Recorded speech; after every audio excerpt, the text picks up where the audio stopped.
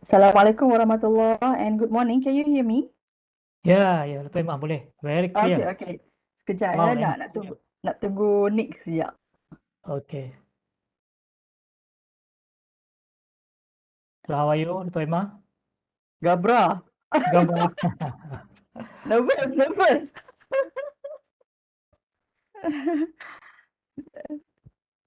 Kawan-kawan kita ya semua ni. You should be Itulah. excited. I always feel excited to share.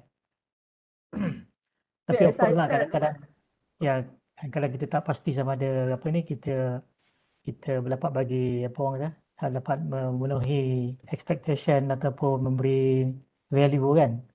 Yes, yes, Yes. it's Yeah. But correct. it's okay. I think if not much, we can learn, something, I'm sure. Yeah. So Okay, Nick. saya akan introduce Dr. Nick dengan Dr. Emma apa ni, kemudian I have to leave because I ada meeting LGU Okay.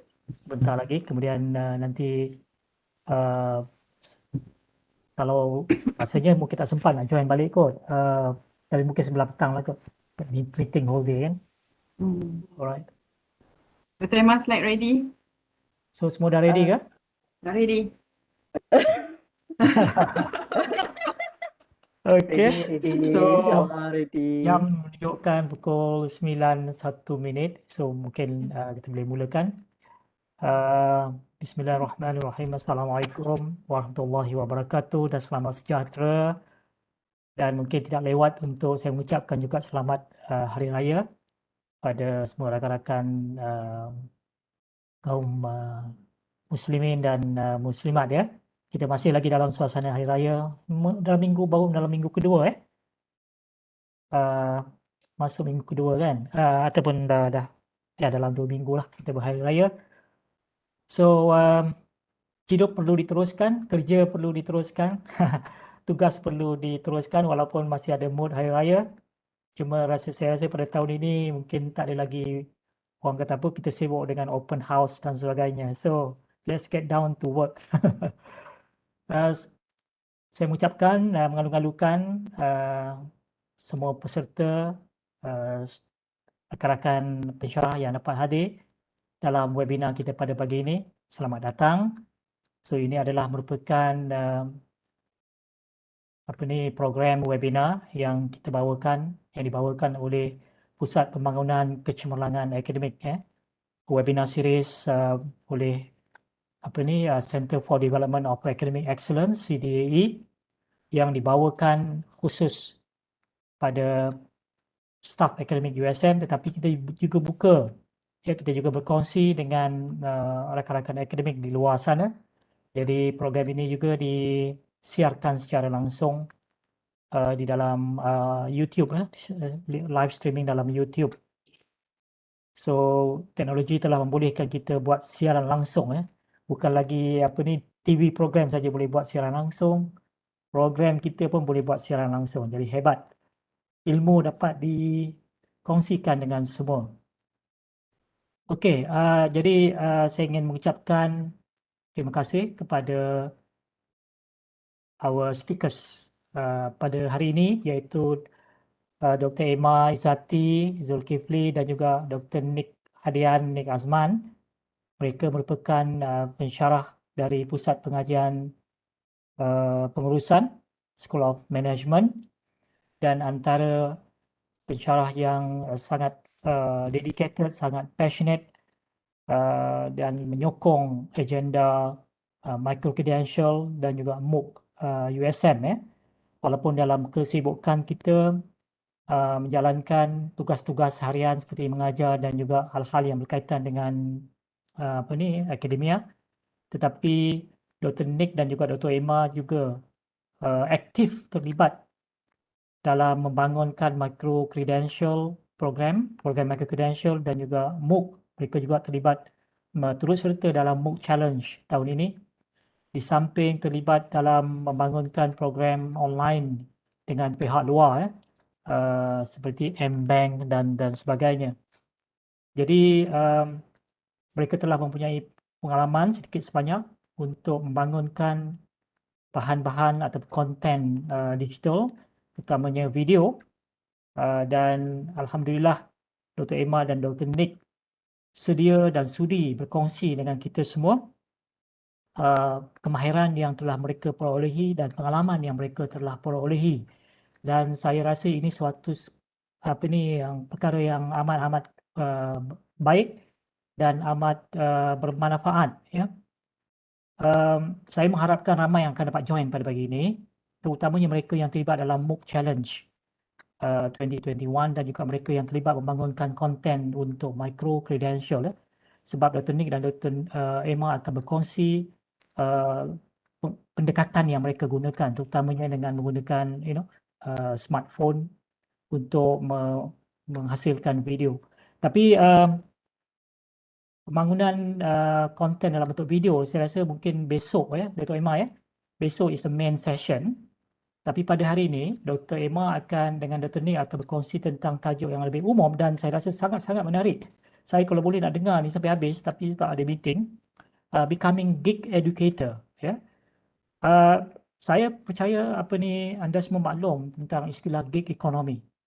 Dan kebanyakan negara termasuk Malaysia telah juga mengiktiraf ataupun recognize gig economy sebagai salah satu penyumbang yang utama untuk economic growth, ya. Di Malaysia juga kerajaan Malaysia telah recognize gig economy as one of the contributors to economic growth. So nowadays, kita telah menjadi familiar dengan servis yang perkhidmatan seperti Grab Food, Grab segala macam lah itu, ya. Dan online juga kita boleh mendapatkan perkhidmatan through Fiverr dan lain-lain lagi. So those are the gig economy yang mana semua orang boleh terlibat, termasuk kita. So can we involve in gig economy while we are doing full-time job as educators? Well, I'm not going to answer that question. I'm already doing it, and I find it very, very interesting and very exciting, actually. And that's also the reason why I'm looking forward for my retirement next year, because I know that I have prepared myself to be involved more seriously in gig economy. But what is gig economy and what is gig educators and how to become gig educators? These are the subject that Dr. Emma and Dr. Nick will be sharing with us today. Jadi tanpa melengahkan masa lagi, saya menyerahkan sesi ini kepada Dr. Emma dan juga Dr. Nick. Sebelum itu, mari kita berikan tepukan dengan menggunakan ikon di bawah tu kepada Dr. Emma dan Dr. Nick untuk memberikan mereka semangat, ya. Mari kita berikan tepukan bersama kepada mereka. So, silakan Dr. Emma dengan Dr. Nick, silakan. Terima kasih, Prof. Terima kasih, Prof. Okay. Let me, Nick, saya share ni. Okay, Mak share. Kak Emma ke Nick share je lah sebab nak guna Slido kan. Okay, yes, you share. Sorry, I stop sharing. Alright, sekejap.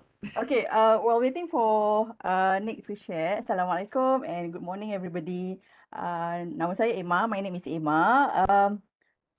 This is actually how we conduct our seminar or session. It is more like santai, it is not formal, and you will see that sometimes in our communication, you see sometimes we are being very informal.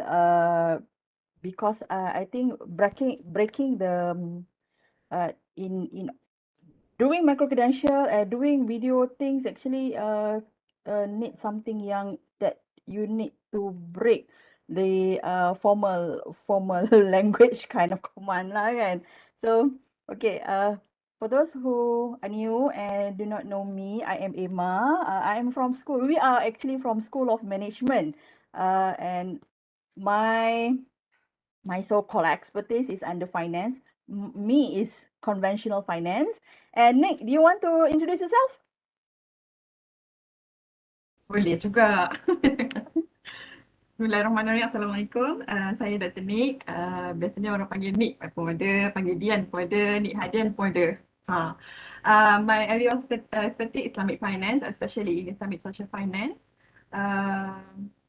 Nak buat video ni memang susah sikit lah untuk kita orang permulaan tu. Tapi but then we learn a lot lah. Dr. Emma, pass to you. Okay, Nick, we still did not get the sharing. Tak dapat pun lagi.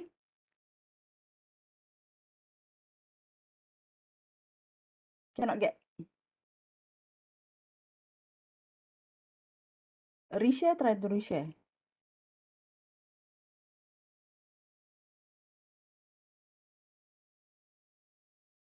Okay, while waiting, apa lagi nak cerita mengenai we all ya?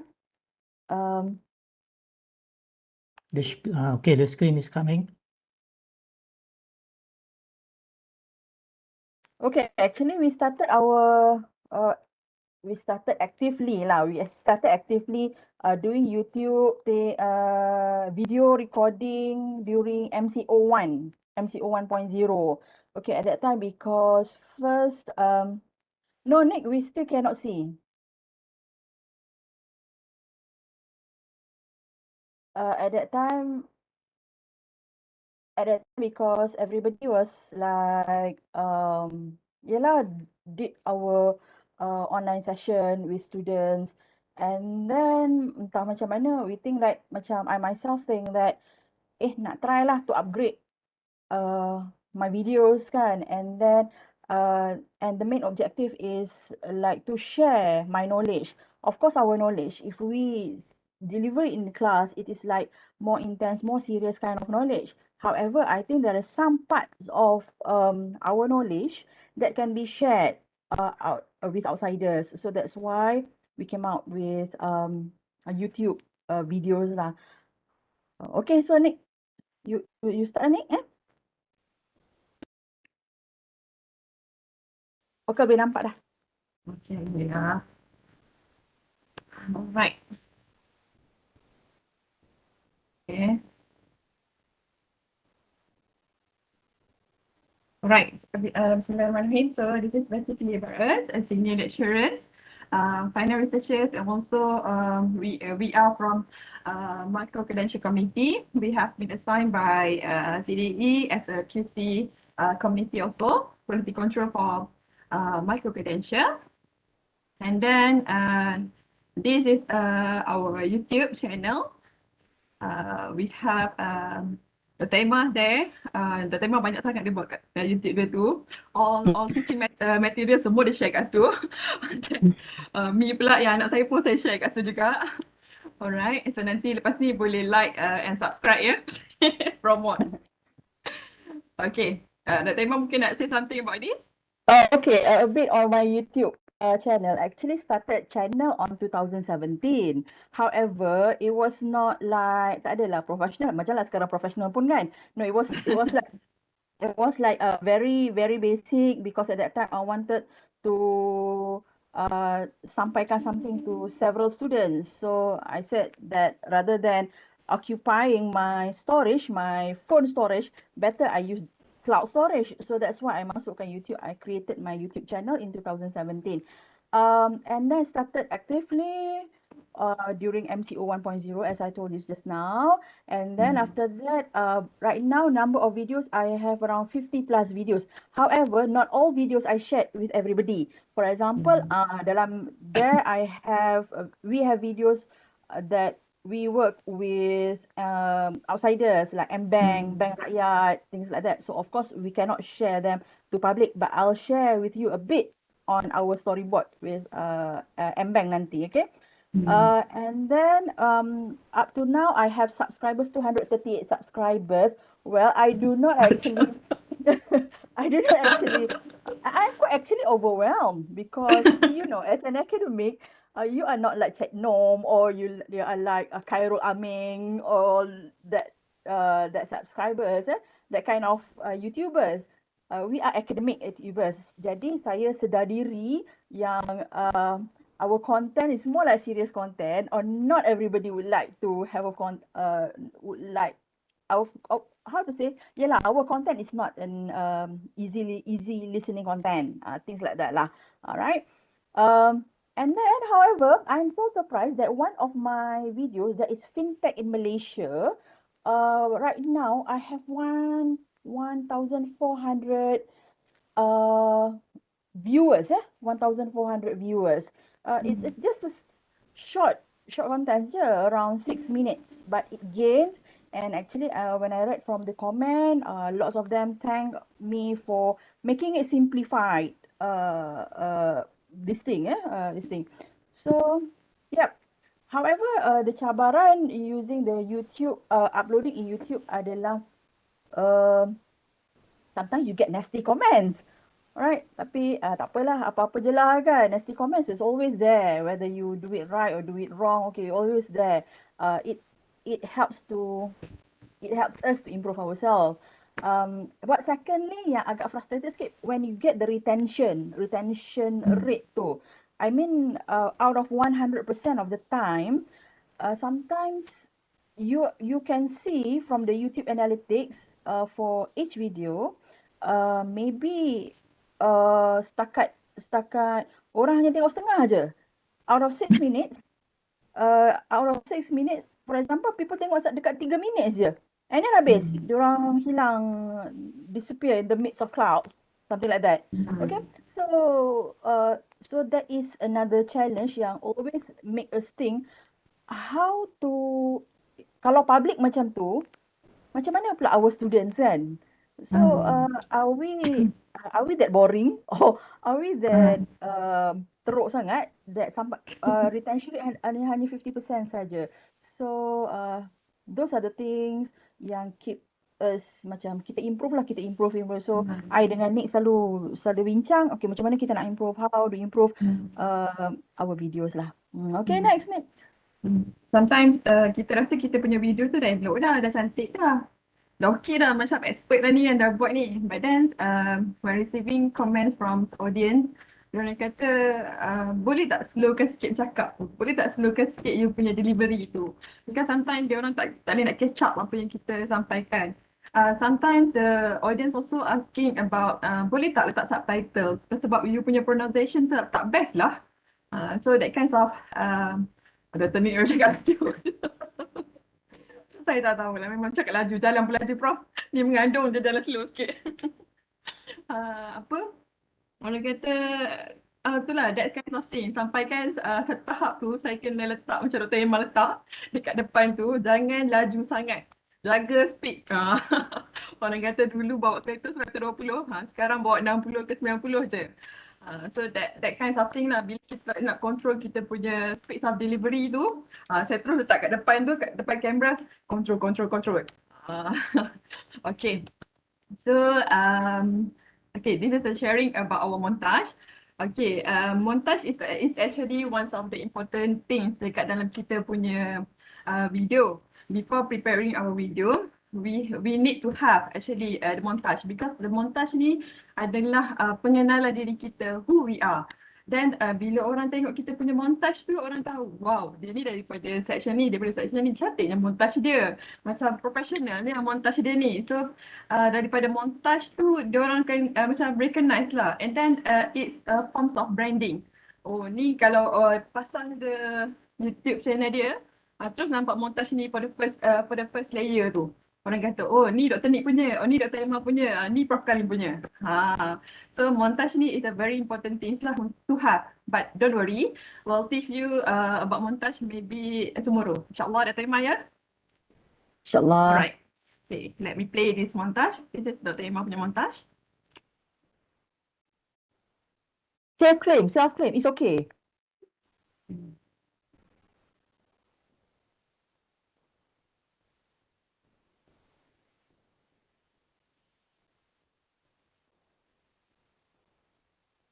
Emma and Finance.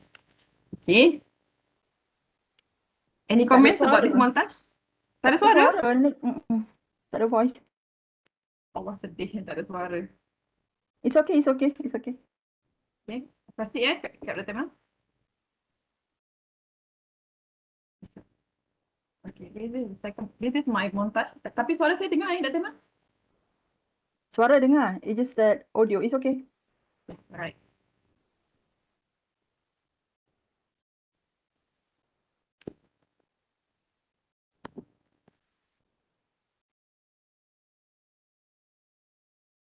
Hang.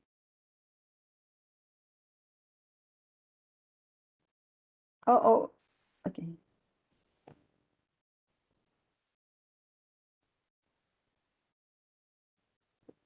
Oh, oh.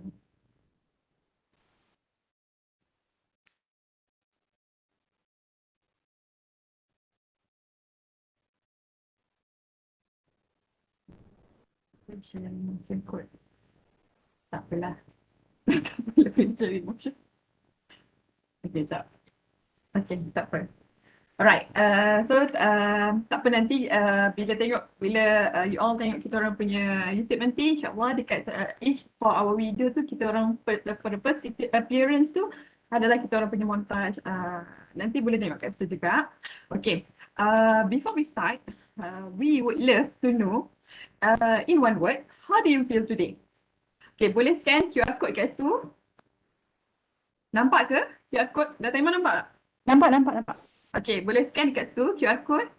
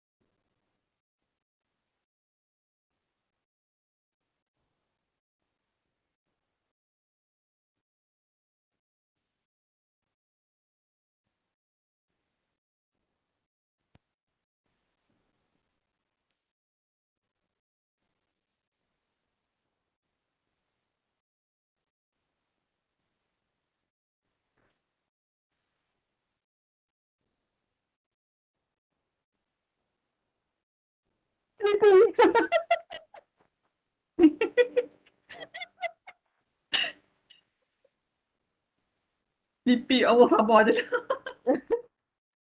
Kejap lah kita tidur.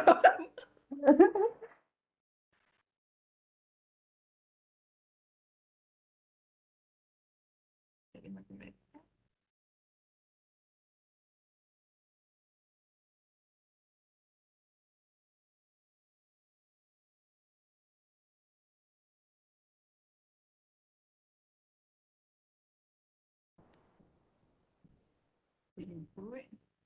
Kita ada about 37 participants. Okay. And that's about 35. Okay. I think okay kot, Nick. We Ah. can proceed to another one kot because maybe some of them, many of them are using phone. So Okay, so tak boleh nak boleh ni. so tak boleh nak scan. Yes, Prof is okay. Okay, Okay. thank you, Prof. Kenapa? Okay, thank you ya. Okay. Ya, carry on. Okay, Prof. Okay. Alright. Sangat tu je. Siti penat buat semangat. Korea, pilih matematik protein. Okay lah. Okay. So, rata-ratanya excited lah kan nak tahu apa tu contents on my credentials and also how to edit the video. Sleepy maybe for the apa kata awal-awal sleepy lagi kot. Sekejap lagi kita gelap sama-sama Career pilih motivated, yes. Okay, dah time saya pergi next slide ya. Yep. Okay. So next.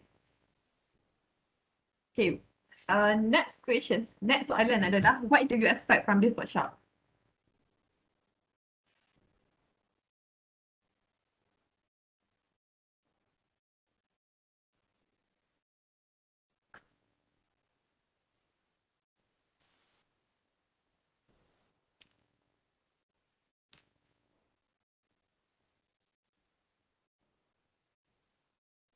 Belajar yang di YouTuber, okay.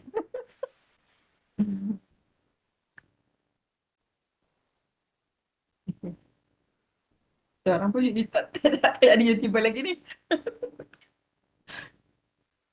Okay, belajar jadi YouTuber.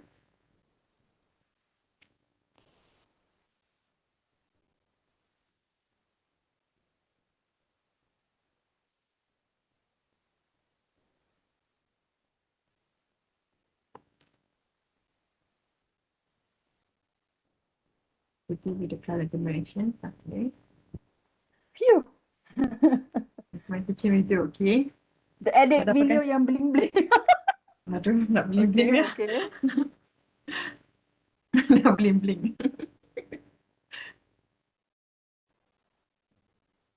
Can improve my teaching video, okay.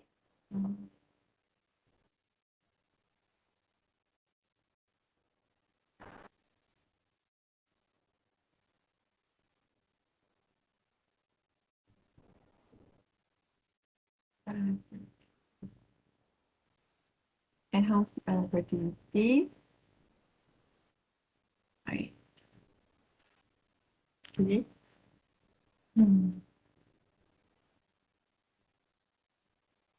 Baca create untuk video, okay. Okay, basically semua nak create video kan? Okay, semua nak create video yang bling-bling, yang kreatif, okay.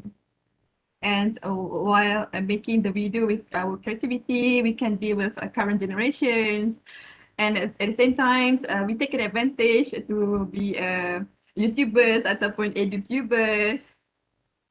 Yeah, teaching and learning time. Okay, of course, when we have we get the video yang kreatif and also attractive, we can deal with generations Z square. Z square dah saya bagi. Okay. Ada lagi tak get tips how to create a video, insyaAllah kita share tips, kita share semua sekali. Alright, so saya move kepada next slide. Okay, and then this one, I thought this one is the last one. Gig educators. In one word, what say you? Is this about new technology? Is about adapt with changes? Is about trending? Or the point is about edutubers?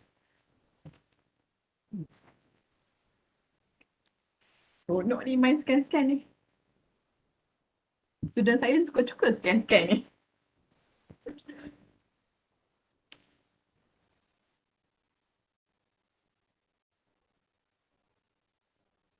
Dah baca this.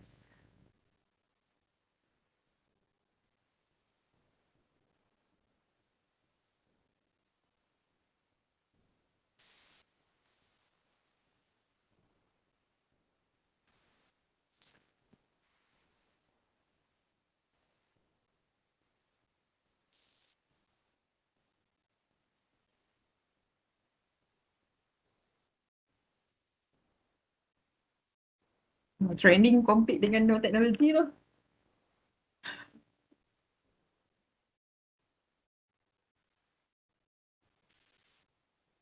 YouTuber sikit je. Sebab YouTuber no teknologi adapt with changes. Okay.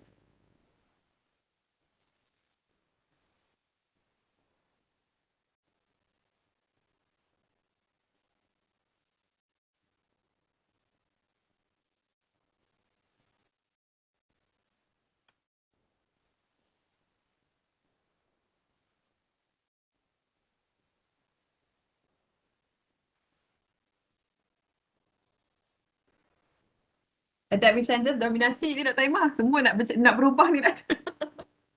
Good, good. Okay. No technology is the second, and then edutubers is the third, and fourth is trending. Of course lah kan, nak berubah semua nak apa orang kata? Nak rubah tak nak rebah. Okay. Okay, so we also agree with the opinions given here. First, because we want to adapt with changes. Currently, students' retention rate is just about 1 to 3 minutes sahaja. Okay, if we are using the traditional way to teach them, of course, they will fall asleep, and sometimes they are just ignoring us. So, what are the things that we have to deal with them adalah we need to be more creative than them. We need to know the technology might be more than them, right? Okay. Next slide is okay. The timer, your turn. All right, so this morning we are going to see basically why do we need to change, and actually I have to say the threat in front of us. So this morning we are going to talk about overview of traditional academics and the gig educator. And then after that, we're going to see us versus gig educators. how can we prepare? What are the challenges and limitations? And so, in order to deliver this theme, so I'm going to talk about gig educators, and then Dr. Nick is going to share our experience.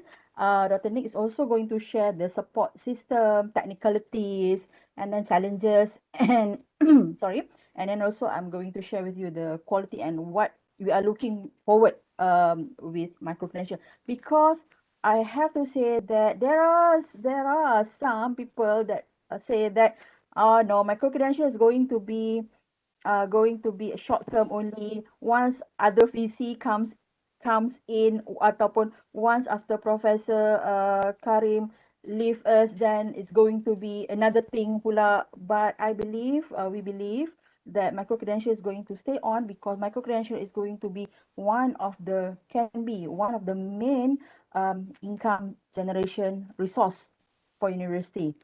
All right.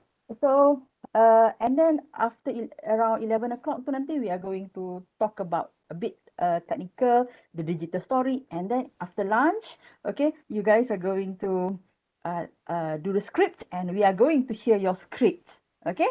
All right. Next. Next. All right. Traditional academics versus gig educator. Traditional economics pula. Traditional academics is like us teaching. Sekarang teaching in the classroom. However, now we are doing the online, so that's why like we don't have this ni. Actually, I really miss our Dewan Kuliah. But Me then the too. gig educators are now moving several steps ahead of us. Okay, dekat sini Tony Robbins. Yes, we know that Tony Robbins is in the US. Dia ada the technology and everything, and then they can occupy dia orang punya layout, dia orang punya lecture layout like that one. Yes, we are not yet to the stage, but I am very confident that we are going towards that stage. In fact, if kita lambat, other educators from outside are going to do this one. Right? Because now, if we were to compare our style and the gig educator style, all right, it is basically dekat nak sama. Okay, dekat nak sama. All right, next, I'll tell you what does it mean by gig educator. So, gig educators are not based in the university. We are based in the university. We have um, structured system, structured curriculum. However, gig educators, they are in these platforms.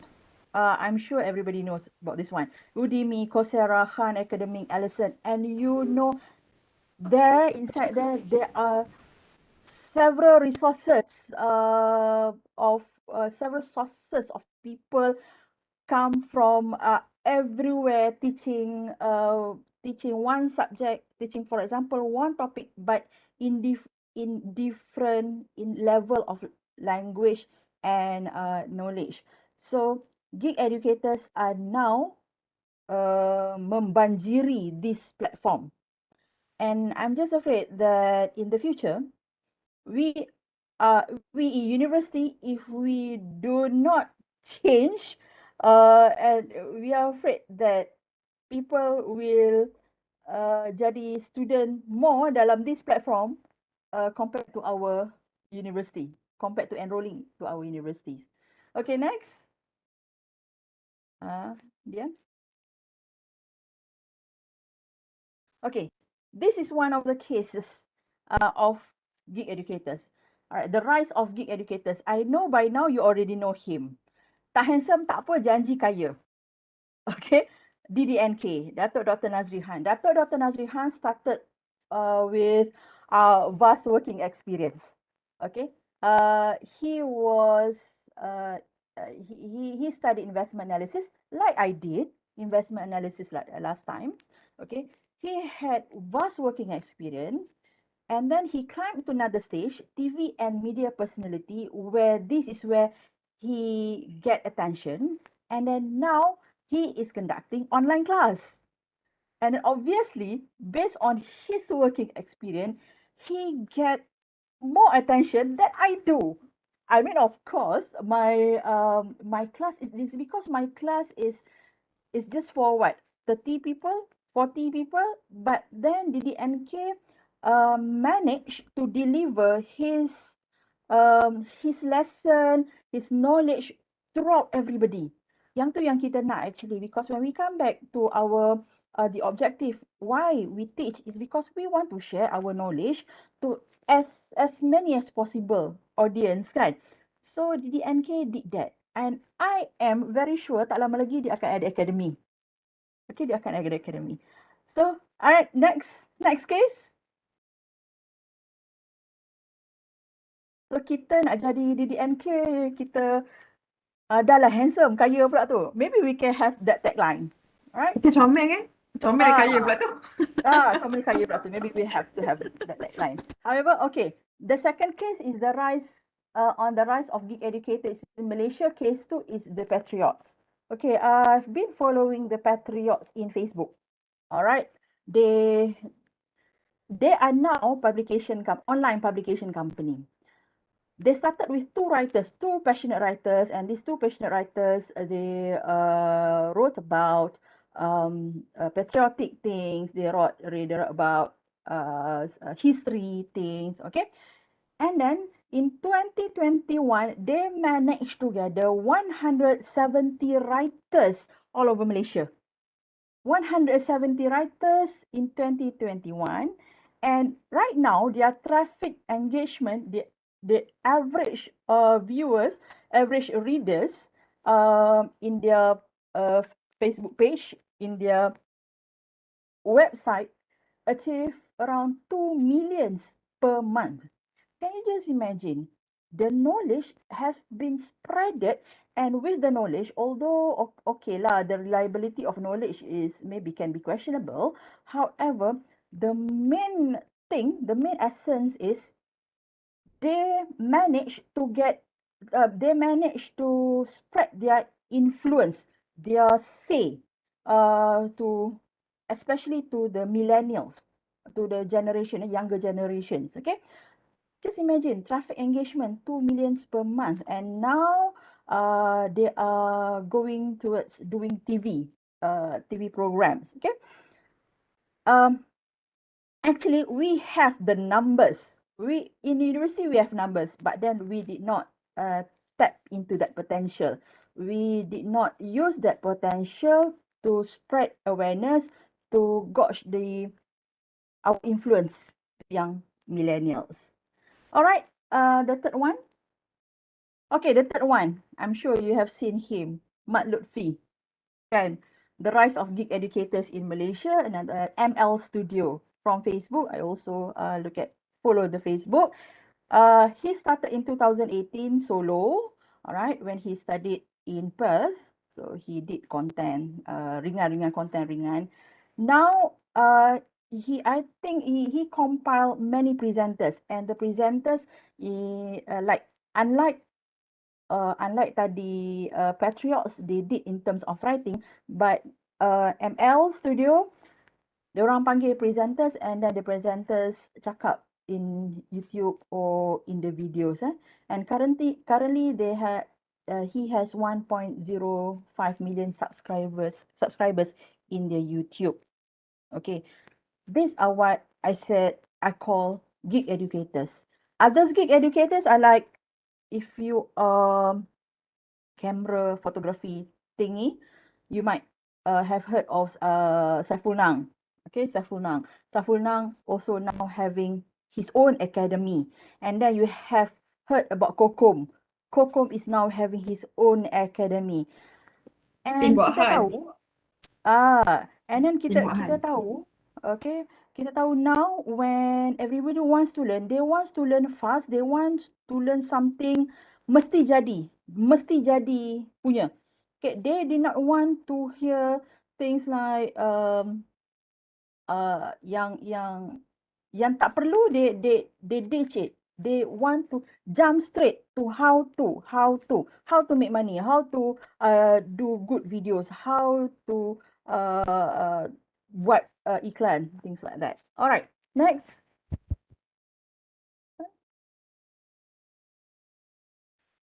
All right. So why does these gig educators or gig economy meningkat, makin meningkat? It started with the concept of sharing is caring, okay? And then kita leveragekan dengan free platform, so-called free platforms, ada YouTubes, and then we have blogs, we have social media, Twitter, Facebook, things like that, and then they started to write. Okay, let's not talk about the content yet. Okay, their content maybe 50% reliable. Okay, but then they leverage on this platform to share the knowledge. And in the future, we are going to see that we are actually moving the sharing economy. Now, yes, we know that sharing economy is about Grab, it's about Food Panda, gig. We thought that gig economy is only around that kind of job. But then, in the future, we believe that academic is going to be gig as well. Okay, and educators are going to be gig as well. Why? Because just last 2 weeks, Nick, we had a discussion with Bank Islam punya Chief Technical Officer. We did something about fintech, and then they said that in the future there will be many fintech companies that will offer pinjaman kepada gig educators. Gig economic workers. Okay, because now if gig economy workers want to have pinjaman and loan things like that, they cannot go through bank because of course lah, bank has the punya limitation, things like that. However, in the future with fintech, you know that fintech ada P2P, peer-to-peer lending component. So there will be many P2P fintech companies that can offer funds or loan to these gig workers. All right. Now, if things has been recognized in finance, normally things will be recognized in economy. So that's why I said that in the future, gig educators will also be recognized as one of the main components in our economy. All right. Next, Nick. I'll go just a bit on the history. Gig economy. By 2021, gig workers will outnumber traditional employees. Traditional employees is like us. Okay. Here the gig workers, they assume the gig workers is also freelance, independent, and contract workers. Okay. With pandemic now, I'm sure gig workers will rise. Okay, lagi banyak. Okay, next. The gig economy and on-demand services have replaced many full-time jobs into one-time gig. The gig economy in UK doubled its size from 2016 to 2019. Forbes suggests that 50% of the US workforce will be freelancers by 2020. When we talk about freelancers, when we talk about US workforce, it means that it ranges from the low skill labor to high skill labor, from maybe the rider, Grab food rider, towards architect, and education is also included. Next.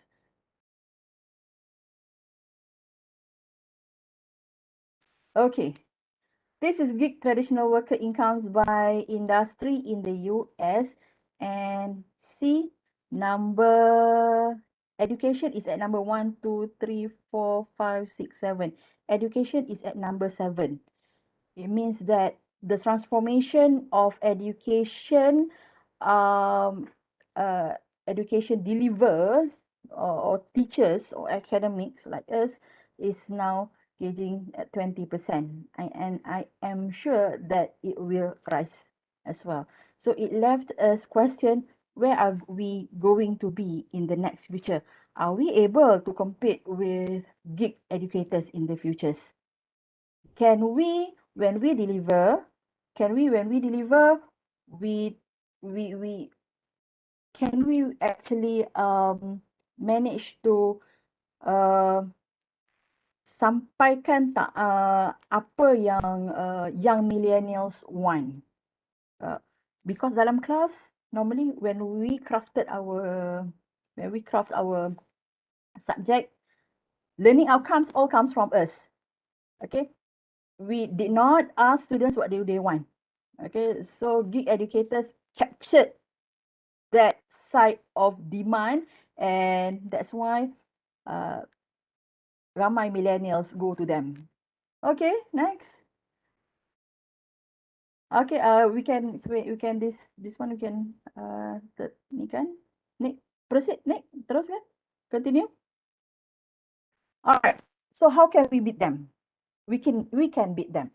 Okay, first, we under university we are offering quality education based on grounded theory and research. This we are being trained this way. We are being trained whatever we want to write, whatever we want to say, it must be based on proof, must be based on grounded theory, must be based on facts. All right. So we must actually take this opportunity uh, untuk sampaikan berita yang benar, yang sahih kepada outsiders. Okay, second, we can beat them by bridging the gap with the youngsters by normalizing our knowledge. By normalizing our knowledge, it means that by liquidifying the jargons that we always use in class. Kalau misalnya kita guna yang tinggi-tinggi sangat bahasa, we have to think, how can my knowledge here with all these sorts of formula, mathematics, these kind of things, macam mana we can translate them supaya the viewers can understand what we want to say. All right. So we can beat them by normalizing our knowledge. The third one, we can not only targeting the young lecturers, senior professors also can do this because they can target boomers. Okay, those yang umur 40s, okay, 45 and above. Okay, this age of people, kita nak, contohnya saya, I want more serious matters. Okay, more serious, more deeper knowledge. So senior professors can help us to understand this one. Okay, this part. However, young and geek lecturers yang 20s, 30s kan, they are fun, lebih fun. Muka pun lagi lebih cekang, lebih cantik lagi daripada yang atas seniors ni. You can help to target the millennials with your knowledge and your fun and geek style. Okay, we can do that. All right. How can we beat them? Another point is by increasing traffic to universities and schools' social media page. We actually must have at least 1 million per month, 1 million per month of traffic.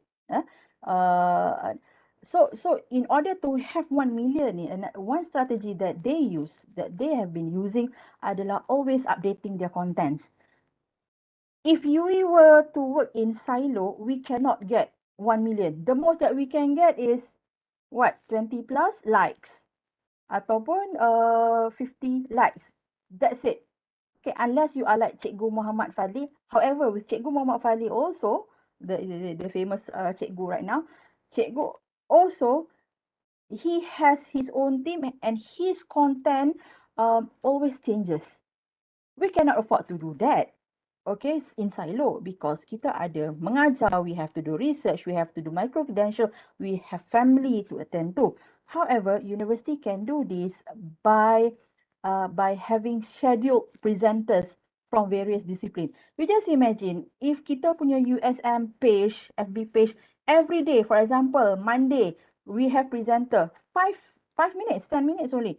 5 minutes from School of Management talking about organizational behavior.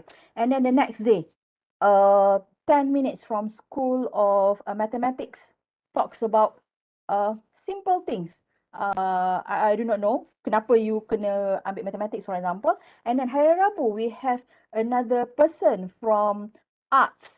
For example, kenapa kena guna color this one kan? For example. So just imagine, for all the 360 days, we can deliver something very good, and I'm very sure, okay, kita akan get traffic, USM akan get traffic.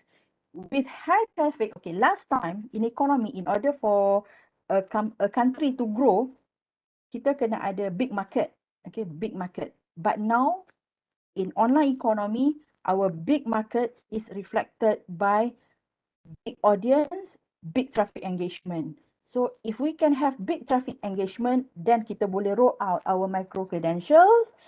We can pasarkan micro credential using this soft track selling, bukan hard selling.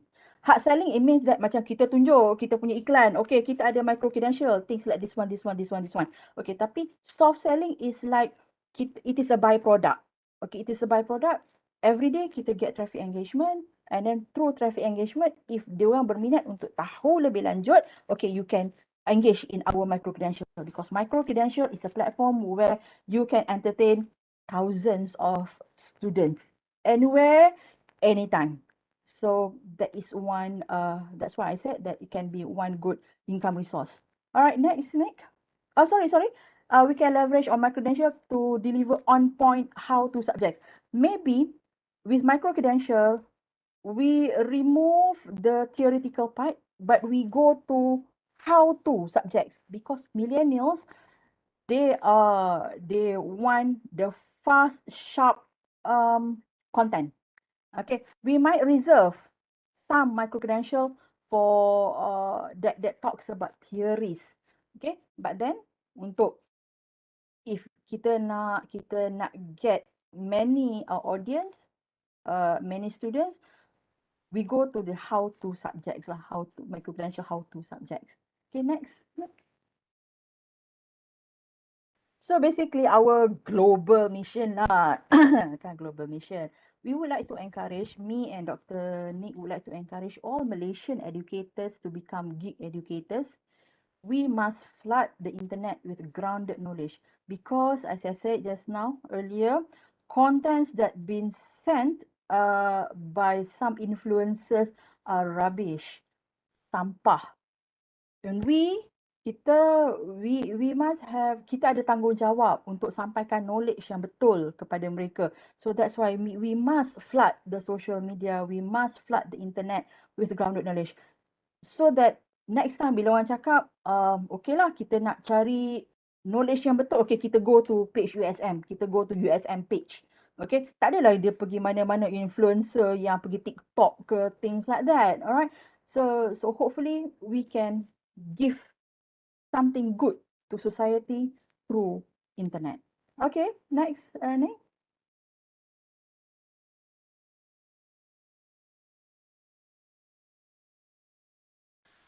So, gig educators, from our point of view, is high learn performer regardless of whether you are extrovert or introverts. Okay, by sebenarnya by nature I am I rasa I tengah-tengah. Sometimes I feel like I am extrovert, sometimes I feel like I am introvert. Okay, but then being gig educators means that you have to be hybrid lah, itu tengah-tengah. We cannot be like last time people said that you only left brain, you do things in lab, things like that. We have to unleash the fun side of us. Okay, I'm sure that everyone, they are the fun side of us, so we want to leverage on them. We want to tap our right brain, fun, colorful side of us. That's where kita buat videos. Okay, and some of you just now nak yang bling bling. Okay, so we will teach you, and then trust me, it's actually very fun. And then young millennials suka sebenarnya all those kind of things. Okay, so educating with passion. Gig educators educate with passion. You have to synchronize it with your facial expression. Okay, by default, my face is serious face. Okay, and then when I started my YouTube, I use my default face, serious face.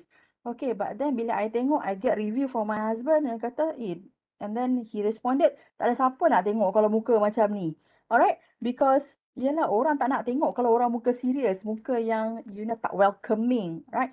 So in doing video, you need to synchronize it with your facial expression. You must show that you know the subject. You have to use your hand gestures, your personality, your voice projection. Okay, you have to show your jolting interest. Because macam mana kita nak make people attract to us if kita pun boring dalam menyampaikan kita punya dalam kita menyampaikan kita punya knowledge. Okay, however, do not overdo. Sometimes I did that. Okay, sometimes I did that, overdo, especially dekat mulut, over sangat nak bercakap. Alright, but then of course along the years, after several many videos, and you belajarlah macam mana, kita akan belajar sendiri macam mana kita nak act in front of camera. Don't overdo, but sufficient to let audience know that you know the subject. We must capitalize on our full brain potential. We can no longer say that, oh, I finance, I tahu kira-kira saja. No, we cannot do that. We must that I finance, tapi macam mana I nak sampaikan this thing through jovial way. Macam di DNK. Macam mana dia nak cerita pasal investment, tetapi dalam cerita yang paling senang, dalam cerita yang agak happy untuk orang faham. Alright? Okay. Gig educators enable to deliver to all rounders. This is one of the challenges.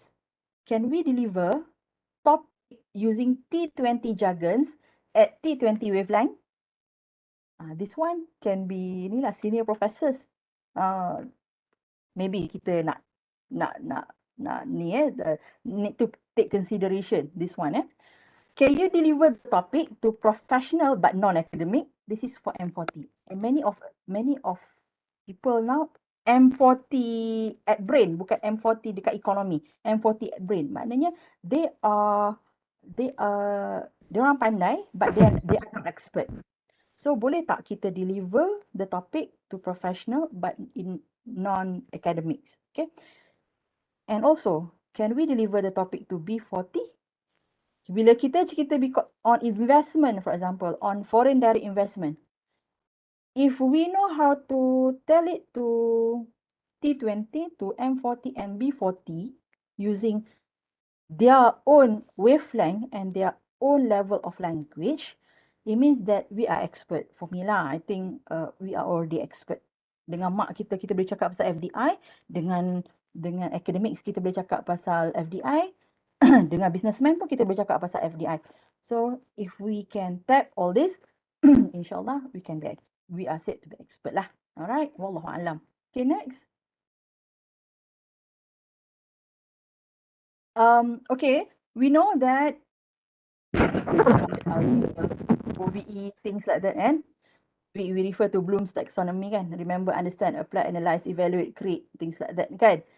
But we also realize, right, that young millennials nowadays, they don't care about remember, they don't care about understand, they go straight to apply, to application. Next video, Nick. Next video pula. Oh, Nick ni. Okay, for example, I read about fintech, and then in fintech, one of the jargons is apa ni is okay, Nick, another page Nick.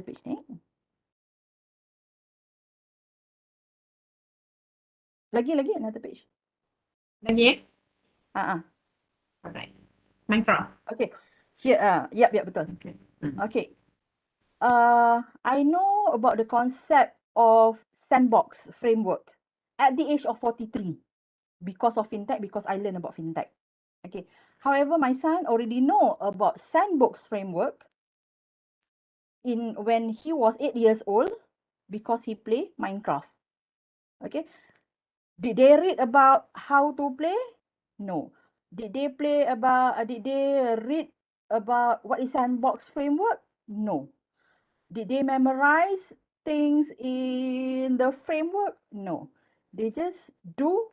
Dia orang ni macam plug and play lah. Kan? Budak-budak kan? Plug and play. So macam tu juga dengan kita. Although yes, OBE needs us to go through understanding C1, C2, C3, C4, C5. Tetapi when we want to become gig educators, we must actually kena fokus yang diorang ni bila kita cerita pasal 1 and 2 tu level C1, C2 tu diorang tidur. Bila kita cerita macam 5 things why you need to do this, baru dia terbuka biji mata sikit. That's why kebanyakan video-video yang kemudian saya buat macam tu. 10 ways you can be a good this one. 6 things that you need to do this one. And then you kena relate dengan realistic. Benda tu kalau you hangkan saja dekat teori, memang dia orang tak berminat. Yang millennials lah. Alright, next. Okay, where we are pursuing to become gig educators. After doing several videos and MC, we found that first, okay, this is based on our experience, we have maneuvered, we have to repackage difficult topics to suit human problems. Okay, not technical or formulation lagi. Okay, kita tak nampak lagi technical, tapi kita repackage balik our subjects tu, nak tengok suit human problems. Second, it helps us in terms of our research because when we draft our proposal things, it gets more rational and not kayangan based anymore. Okay, we want to understand the real people. Okay, and the third one, turning academic jargon to serve normal citizen mindset is challenging because we need to juggle between high level knowledge and various level of acceptance. And of course, number 4, we talk IT more. It's more relevant. Okay, it's more relevant. And of course, we don't wear heels anymore because we became super proactive. Okay, all right, Nick. We believe being gig educators could bridge the gap between academics and non-academics, and because I personally believe that is why I become academic, that is why I become a lecturer. Okay. All right, over to you, Nick. Rima, I think that we have a break about 30 minutes, right? But before we break, maybe we can ask participants if there are any questions regarding this education on so far. Boleh type questions dekat chat juga. Any questions from our audience regarding this kids educator? About gig educator dah habis. After this kita masuk my credential and then kita tengok more technical lah. Okay. Tak ada soalan tu. Tak ada soalan. Okay. If you have a question, please type your question in chat box. Begin your question with letter Q.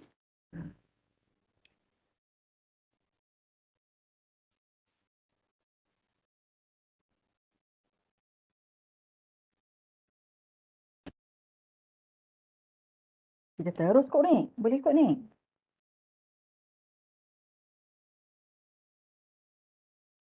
Kita nak teruskan ke Dr. Imam sebab dalam kita punya time take a break about 30 minutes.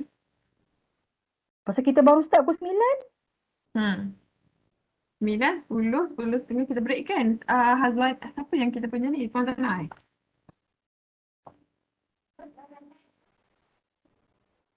So macam mana Kak? Nak teruskan ke nak break? Kita teruskan. Proceed lah. Alright. Tak ada soalan tu. So kita proceed lah.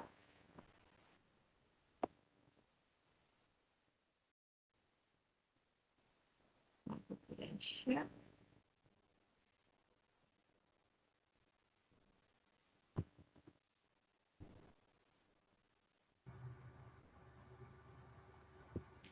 Proceed, okay. Prof Azira kata so proceed tu. Okay, baiklah. Kita orang proceed. Okay. Alright. So, tadi Dr. Emma ada cakap pasal gig educators. One of the things that attract me a lot bila kita orang ada session dengan Bank Islam tadi kan, yang Dr. Emma ada bagi tahu, is about P2P lending tu. Okay, during that session, I did ask a questions about macam mana the banking system ni nak sustainable, nak sustain dengan hadirnya fintech ni. Because fintech, hadirnya fintech ni, they brings a lot of changes, especially in the pinjaman lah, pembiayaan, financing. And then they said that currently they are struggling a lot because of the fintech, especially P2P lending tu, peer-to-peer lending tu, they are offering lower interest rate as compared to bank. So kita sebagai educators, how we want to be starting? Macam mana kita nak apa orang kata continuously teaching without student boring with us. Okay. So one of the channels atau one of the things that we have to introduce adalah micro credential. First of all, let me talk about definitions. I believe that everyone have known about micro credential because we keep on talk about micro credential here and there. Okay, sometimes micro credential ni stress kita kan. Buat kita rasa Allah, I had trouble ni. For the first time when I have to do micro credential, I also talk like that. I kata, ya Allah, tambah lagi benda nak buat kerja ni ha.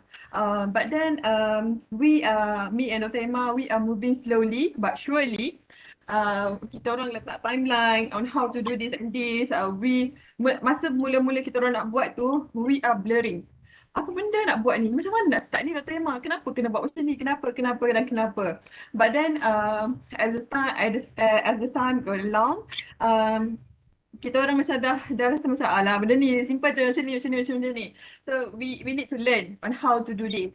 Okay, basically micro credential ni is about smaller modules of learning in terms of digital. Contohnya kalau dalam Islamic Social Finance contohnya kan, Islamic Social Finance kita ada a few topic. Kita ada wakaf, kita ada batumal, kita ada arahnu, kita ada zakat. So kalau smaller module ni, meaning that kita boleh pick up satu modul yang kita rasa, satu topik yang kita rasa macam orang nak dengar dan orang tak tahu benda ni. So contohnya sekarang yang demanding and also yang famous sekarang adalah related to gold. And I believe that Prof Azidah pun selalu pergi kedai emas ni. Betul tak Prof Azidah? Dia senyum. Dia selalu pergi Mas Anwar tu. Okay, because the gold trends keep on trending kan. So trending words tu adalah kita punya cliffhanger factor. So kita ambil topik Arahnu. Okay, in mediums of what kita nak introduce Arahnu ni, adakah kita nak introduce Arahnu dalam satu topik je? So dalam satu topik tu kita pecahkan lagi lesson tu. Alright. So next adalah micro credential ni merupakan lifelong learning. Okay, kalau before this we are macam traditional tata kelas, mengajar gunakan PowerPoint slide. Even the PowerPoint slide pun kita tak enhance kita punya PowerPoint slide. Guna yang lama tak ada orang kata tak ada gambar, tak ada video, tak ada picture, blank je. So students student ni currently dia orang ni sangat pandai menilai dan sangat banyak komen. So dia orang macam agak cerewet lah nowadays. Doktor guna slide yang sama ke? Doktor kenapa tak ni? Okay, so we as educators, we need to upskill. Macam mana kita nak upskill kita punya current skill? We have to get involved more with technology. I believe that some of you, such as Dr. Anusha daripada computer science kan, and some of lecturers from computer science, they are technology driven. Maybe they need to orang kata be more creative in order to attract them. They are creative enough, but maybe they need to enhance more. Something like that. Not computer science also. Kita orang punya daripada school management pun, we need to upskill ourselves. Okay? Daripada zero to hero. Nak kena faham daripada satu step. And also micro credential ni is a demand driven. Okay? It's a demand driven. Short and focus. Dulu masa first start tu kita orang buat micro credential, I keep asking my friend from other university as well, from UKM, from UUM, from UM, I cakap, korang kena buat ke micro credential ni? Kenapa kita orang kena buat? Lepas tu dia orang kata they don't have to spend time doing this kinds of thing. Dia orang cakap macam tu. Sangat confident menjawab pada saya. Saya kata okay fine, maybe we are from USM, we have to do this and this. I thought to them. Then currently I rasa that last few months they came back to me, they asking me, Nick, you dah siap ke you punya micro credential tu, macam mana nak start? Kata, dah kena, dah korang pula kena buat, baru rasa. So we lead, USM always we lead. Kita lead, kita yang mula-mula dulu buat, lepas tu orang follow. Alright. And then our macro credential ni adalah short and focus. Satu topik and focus. Lesson apa. Okay. Assess pula. Dari segi assess, of course, it's not about digital. Kita buat through online and also digital delivery. Meaning that diorang boleh assess at their own time. So dia ada masa sendiri. Nak assess malam ke, tiap hari ke, depends on them. Sebab kita tahu some learners ni, they don't have a lot of time during daytime. Maybe they have time during the night time, so they can take a time to take a look on what they want to learn. Alright, and of course, recognitions lah.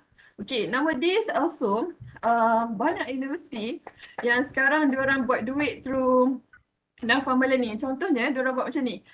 Professional certificate for business analytics, professional certificate for Islamic fintech. So why not? Kita pula nanti akan produce professional certificate in micro credential. Something like that. So that kind of thing akan orang kata income generations to the university lah. Okay. Okay, our experience so far. Experience banyak sebenarnya buat micro credential ni. Ada experience yang sedih, ada experience yang happy dan sebagainya. Okay, one of the experience yang kita orang tak boleh lupa adalah kita orang kena bekerjasama dengan one of the banking industry, like the names a bit secret, okay, which is they are very, orang kata, agak cerewet lah. Okay, they are very cerewet and they asking us about to do this and to do that. Okay, and just pay us about less than 10,000.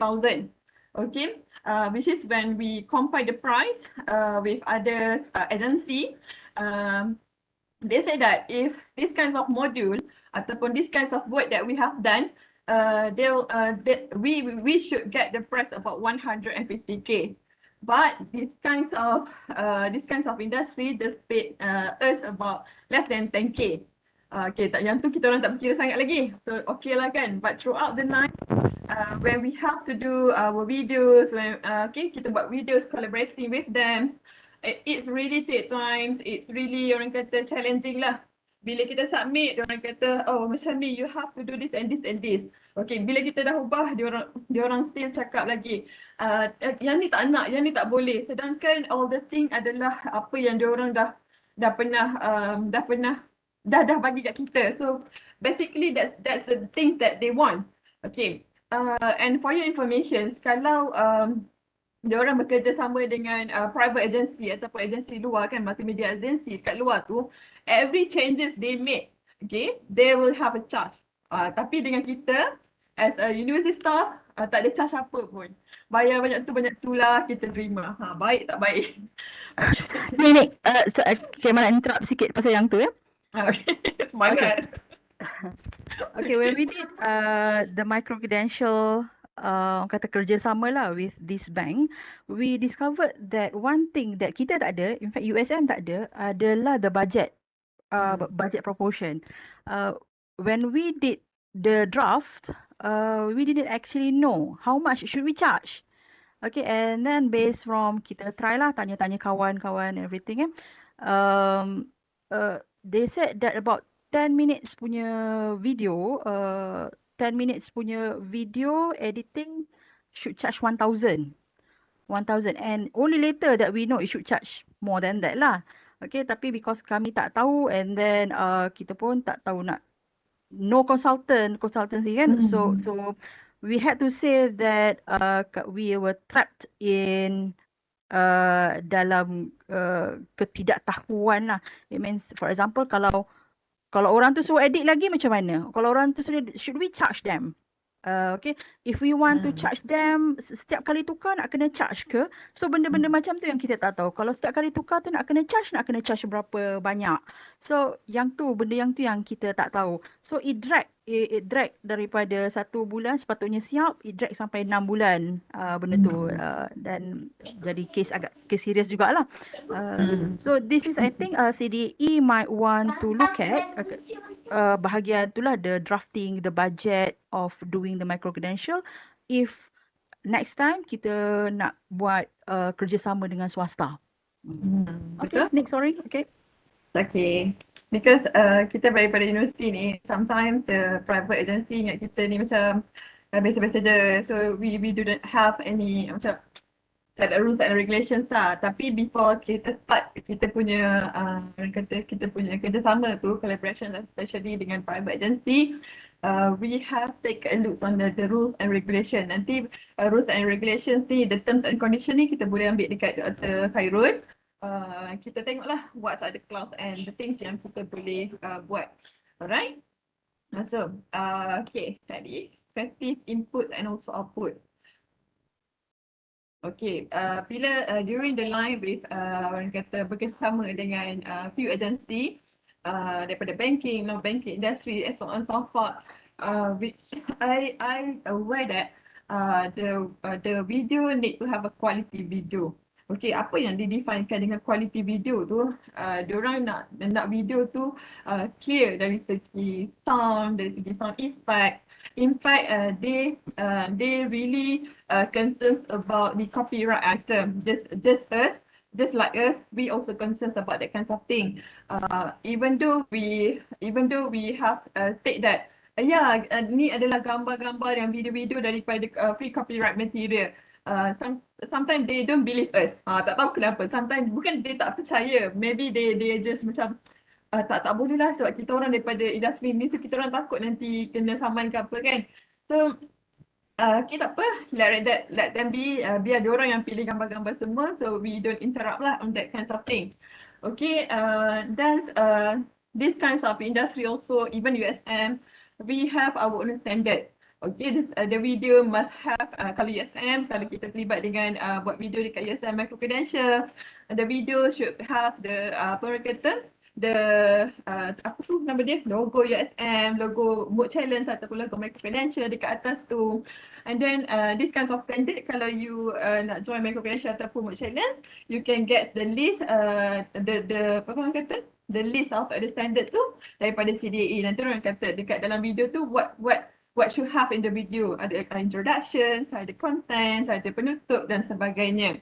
Okay, we have to ensure that the video that we produce tu, the output tu must be reliable and also sustainable. Okay, even though the knowledge need to keep update, we have to keep updating the knowledge. What we also need to orang kata to ensure lah that video boleh sustain for a long time, at least for 1 year. Okay, alright. Okay. In the videos also ataupun dekat dalam kita punya micro credential also, we have to put the right assessment and activity. Okay, what kinds of assessment that we want to evaluate the participants, what kinds of activities that we want to interact with them. Okay, the instruments of interacting might be from video, text ataupun audio. Okay, macam apa? Podcast ataupun presentations. Okay, some of the lecturers, diorang kata alah susah lah nak buat video, it's really takes time and it's time consuming. Kita orang guna apa, PowerPoint slide je, lepas tu kita orang record guna PowerPoint slide. Boleh juga, tapi in terms of interactive tu diorang macam kurang sikit lah, sebab kalau video ni nampak kita berdiri kat situ bercakap, interaksi tu apa macam berlakon je. Dulu nak jadi pelakon kan, tak ada jadi pelakon, so kita berlakon dekat dalam video kita sendiri. Alright. So what kinds of platform yang kita boleh guna untuk kita buat assessment dengan activities ni? I believe that this kinds of platform ni dah has been introduced by Prof Karim for so long a time, daripada Dr. Zidah pun, Prof Zidah pun sendiri dah berkata CDA dah introduce this kinds of thing. Kita boleh guna Genially, Quizlet and also Padlet. There's few orang kata quizzes pun boleh juga. Kita boleh guna untuk interact dengan kita punya audience. I love to use Genially sebab Genially ni bila saya gunakan dia macam bergerak-gerak. So dia macam orang kata bila kita klik dia pergi ke satu page lain pun dia macam ada motion and something like that. So macam kita just ubah dia punya content sahaja, but the design, the apa orang kata, the structure tu is still the same. Okay, and how to design our activities and also assessment ni, kita boleh guna mind map, kita boleh guna word clouds, okay, kita boleh guna orang kata fill in the blank, true false question, so on so forth. Sometimes all these kinds of thing ni dah ada dah dekat dalam Genially ni. Quizlet and Padlet dia orang dah siapkan template dah. Tunggu kita choose and use je. Yang mana satu yang kita nak rasa sesuai nak guna kan. Okay, how to assess all these kinds of thing. Kalau dekat USM kita ada Learning for Life lah. Okay, or some of lecturer dia orang punya website sendiri. Okay, ataupun YouTube channel sendiri. So this part kita boleh guna untuk kita parkkan all the videos yang kita ada ni. Okay, during the time kita produce video, at the same time kita pun jadi YouTubers juga. Sebab apa? Sebab video yang kita hasilkan untuk micro credential kita boleh juga park dekat YouTube. Alright. So nanti kita tengoklah berapa orang view kita punya video, berapa orang komen kita punya video, berapa orang kata kita ni cakap laju ke, cakap slow ke. So all the comments tu akan datangnya dekat YouTube nanti. Okay, so basically these are the Genially, Quizlet and also Padlet.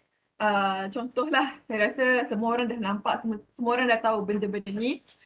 Ni adalah orang kata Genially, ada Quizlet kat sini, ada Quizlet, kita ada juga Padlet kat sini. So this kind of thing kita boleh guna untuk kita interact student. Sometimes kalau kita nak produce satu modul tu, satu micro credential modul tu, saya rasa it's be more orang kata kreatif kalau kita menggunakan assessment dengan aktiviti yang berlainan. Contohnya modul 1 lesson 1 contohnya. Lesson 1 kita nak guna Genially. Okay. Lesson 2 kita guna Quizlet. So that convey our creativity in designing our platform tu. Okay. Okay, technology exposure. Okay, these are the things yang saya dah cakap tadi. Okay, macam mana kita nak exposekan? Okay, Dr. Emma nak cakap something? Technology. Okay, technology exposure. Technology exposure. Alright, dekat sini Nick kata first one, we need to be familiar with apps and software, and then we need to know there are many sources of free copyright pictures, and then we also dah tahu sikit-sikit free copyright music, and then 4 cara-cara untuk combine videos. Okay. Okay, the first one I just talk number 1 dengan number 2 and then Nick continue number 3 and number 4. Okay, number 1 tu, okay, we use, not we, Nick lebih selesa, Dr. Nick lebih selesa dengan Filmora, iaitu computer based. So bila dia buat editing and everything, dia buat kat computer. Okay, once bila you dah shoot, okay, you punya video, lepas tu kita nak edit lah kan. Bila kita nak edit, Nick lebih selesa menggunakan desktop. Dia punya laptop, desktop lah. So dia ada Filmora. Macam saya menggunakan KineMaster. Okay, KineMaster mobile. Because saya just menggunakan phone. Phone saya tak besar. Saya bukan menggunakan iPad. Saya guna Oppo. Oppo ke Vivo? Saya guna Vivo. Besar ni saja. Biasalah. Phone biasa. Okay, phone biasa. Saya hanya saya downloadkan KineMaster. Mula-mula yang free punya lah kan. Free punya lah masa tu because tak terfikir untuk buat yang serius.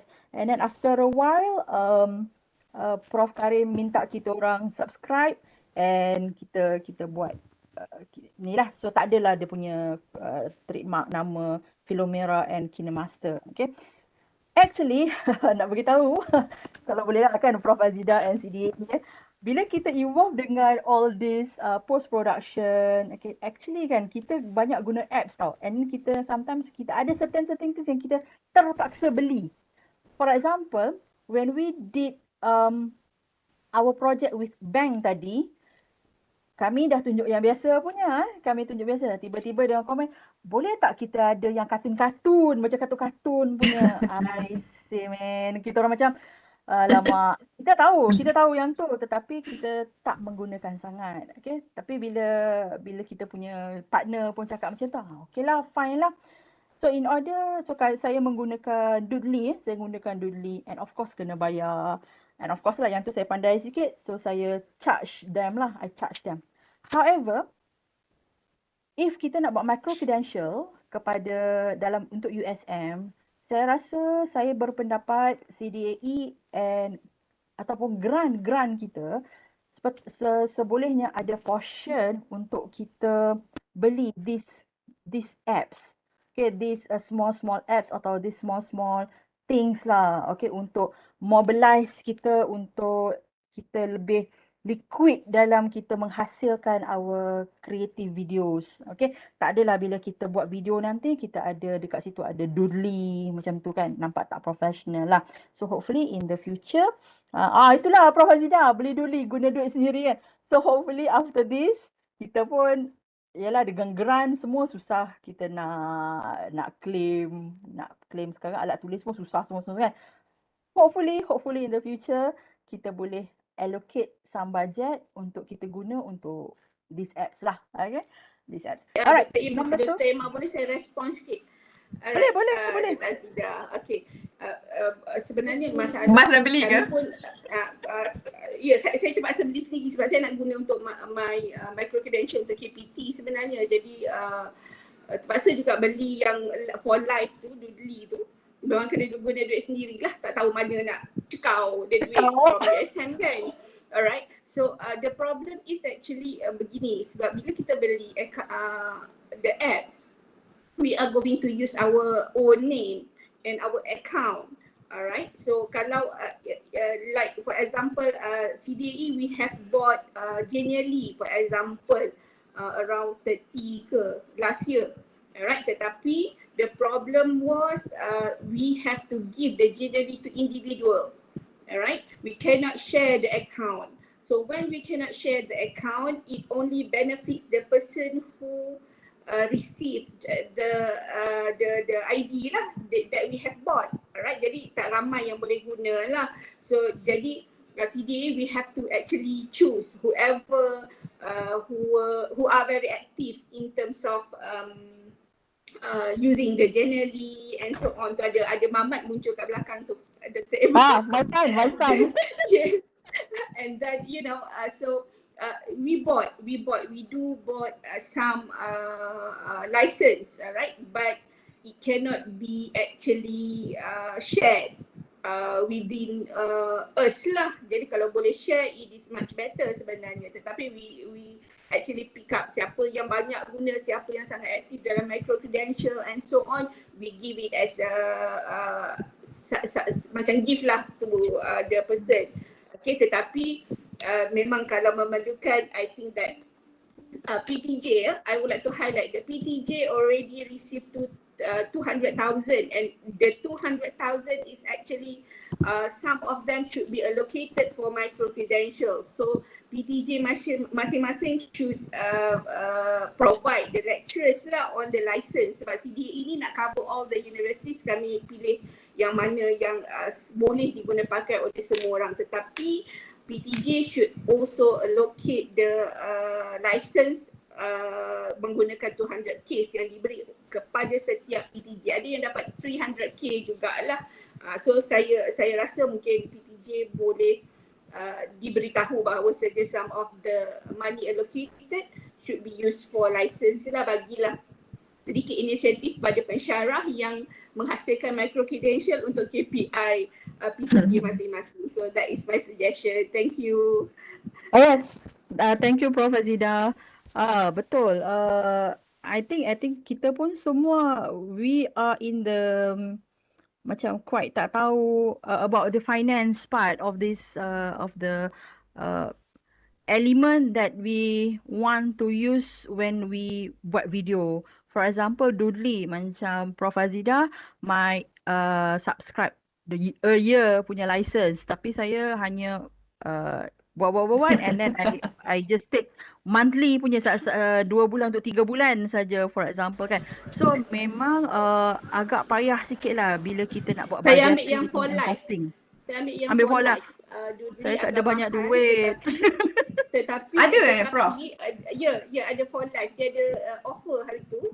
So around RM400-500 lah juga. Tetapi the good thing about the live punya version adalah you can add anything. Jadi CDE ada for your information dia, CDE ada Evanto elements yang boleh diminta elements dia daripada kami. Boleh diminta daripada Puan Hazwani dan sebagainya. So we can actually download the elements from Evanto and then we can add to our Doodly. Yang tu dia ada teknik dia lah. Maksudnya you download in your computer and then you upload dalam Doodly. So the package, jadi you boleh add macam-macam figure dalam your Doodly. Begitu. So dia ada basic dia dalam tu, dalam for life tu, tetapi you can add more figures, more templates and so on dalam Doodly tu. Yang tu yang saya buat. Jadi saya beli yang dalam RM500 dia punya harga tu, and then saya tambah-tambah elements by myself lah. Prof, yang for life ni meaning that lifetime lah kan? Ya, lifetime. Dia bagi kita the platform macam dia punya template, basic templates for life. Tetapi kan dalam tu kita boleh upload Betul. Ni kan Elements tu. elements, yes. Then you upload lah, you cari. Then macam you boleh minta, you pergi kat Evanto Elements yang CDE dah subscribe. You cakap you nak these figures and so on. So you hantar email pada Puan Liza or Puan Hazwani, they can download it for you and then they will send it to you lah, the figure or elements that you want. So you can upload into it. So yang tu for life, tak perlu dah renew lah. Senang. Begitulah apa yang saya buat. Sekali je bayar. Sekali bayar je. Sekali saja bayar. Dan lupakan. Alright, thank you. Okay, thank you Prof. Azida. Yeah, okay, that is on Doodly, and then for free copyright pictures, of course, you can take from Pixabay. We use lot of free pictures lah kan dalam in fact for our PowerPoint pun. We use from Pixabay, Pexels, Unsplash, Envato, slide models kan. Cuma if let's say you want to have something yang lain sikit, yang edgy sikit, you need to buy. All this one is freemium lah kan, free to certain extent.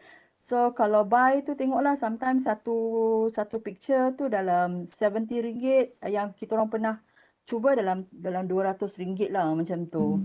Okay, so that's why kalau boleh tak naklah bayar yang mahal-mahal kan, sebab tak tahu nak claim dekat siapa lepas tu. Guna yang free je. Guna yang free saja. Okay. Okay, kalau dah terima cakap boleh kena bayar, saya free. Okay, hari tu masa saya nak buat editing, the first thing yang saya look at adalah saya buat price comparison. Okay, saya bandingkan price antara satu software. Okay, lepas tu saya tengok, Filmora paling murah ni. Lepas tu saya tengok lagi, tengok, okay, Filmora ni dia ada lifetime. Dia ada lifetime. So, meaning that bayar sekali je. Okay, before saya buat editing tu, saya dah buat editing, tapi first time saya buat editing, saya hack Filmora tu. Lepas tu saya punya email kena block. Okay, kena block. Dan saya kata, alah, susahlah Prof nak buat editing lagi. Saya pergi merayu-rayu dekat kita orang punya dekan. Cakap, Prof, boleh tak Prof sponsor ni. Dia cakap, boleh Dr. Nick, ni, isi borang-borang ni. Lepas tu bagi tahu dekat kerani dekat bawah tu, dia orang akan uruskan. So saya pun cakap, okay lah, kalau macam tu saya beli Filmora tu menggunakan duit school. But then, this kinds of Filmora ni, saya boleh share account dengan share password. Meaning that kalau tapi dia tak boleh buka serentak lah. Kalau contohnya saya buka kat sini, Dr. Emma tak boleh buka dekat sana. So kena one time at one user sahaja. Tapi account tu boleh share dengan saya bagilah saya punya email dengan password dekat account saya tu untuk dia orang buat editing. Okay, kat sini sebab tu lah saya menggunakan Filmora. Okay, free copyright music ni. Okay, macam Prof dah kata tadi, CDE ada beli Envato Elements ni. Dekat dalam Envato ni, dia ada music background. So kita boleh pilih music mana yang kita nak bersesuaian dengan kita punya video tu dekat situ. Dan kita ambil dia punya address lah. So bagi dekat Puan Hazwani. Satu tips yang saya selalu guna untuk bagi kat Puan Hazwani ni. Saya selalu buat list. Saya buat dalam 10 ke. Saya buat list address 10 background music ke. So nanti anytime saya nak guna senang. Saya ambil je kat situ. Tak payahlah saya nak request few times dekat Puan Hazwani. In fact, kalau saya request ni, saya akan request sekali. Okay, ni picture yang saya nak. Ni music background. Ni video apa-apa semua. So, saya request semua sekali straight. Sebab tu Puan Azhar ni, sometimes dia ambil masa. Dr. Nick ni banyak pula lah request. Okay, tapi tak apalah since sudah ada free kan. So, we are using the free things lah. Another free corporate music kita boleh download sendiri adalah dengan menggunakan band sound. Okay, band sound ni dia offer kat kita ada yang free, ada yang berbayar. Okay, so sebagai orang yang bijak memilih, pilih ya yang free kan. So kita ingatlah yang mana yang dia offer free tu kita dengar satu lepas tu kita download lah yang mana kita nak. And then tadi bila bercakap pasal Envato ni, Envato juga menyediakan video. Contohnya tadi kalau kita nak buat montage kan, macam saya tunjuk tadi, montage tu macam mana kita buat montage dekat Envato ni menawarkan video for introductory. So kita boleh ambil kat situ, kita just ubah content je kat dalam tu. Right. So lastly, the fourth one adalah on how to combine our video. Okay, first time saya belajar macam mana saya nak combine video menggunakan Filmora ni, saya belajar guna YouTube. Kata macam mana lah aku nak buat dalam PKP sekarang, nak refer friends pun tak ada friends yang tahu pasal benda ni. So saya kata tak apalah, tengok YouTube je lah. Tengok YouTube sekali, tengok boringnya dia ni bercakap. Saya kata tak apalah, at least ada orang kata ada a few steps that I want to know. The basic step lah, the basic step yang saya tak nak tahu. But along the line, saya belajar, okay, kalau nak combine video, kita kena lock this timeline. Kita kena lock ni, kita kena masuk ni. Apa yang kita kena masuk dulu? Adakah nak masukkan background dulu ke? Nak masuk video dulu ke? So what are the things yang kita kena buat dan kita kena tahu. Sebab kalau salah buat, kita akan tertrim kita punya video. Alah nak combine lagi, nak tukar lagi. So benda-benda tu, technical things ni kita akan belajar throughout the line kita buat kita punya video. Sometimes benda yang kita tak expect kita belajar, masa kita buat tu, oh macam ni boleh ambil, macam ni kita boleh ambil. And sometimes the good things is Filmora ni untuk the first user dia orang akan bagi picture free. Picture free tu maksudnya dia orang akan bagi picture ataupun video yang suggested video lah yang free mula-mula. Okay. So yang extra free. Dia orang ada yang free tapi kalau kita first time users ni dia orang bagi lagi advance lah, yang free yang advance tu dia orang bagi lagi free.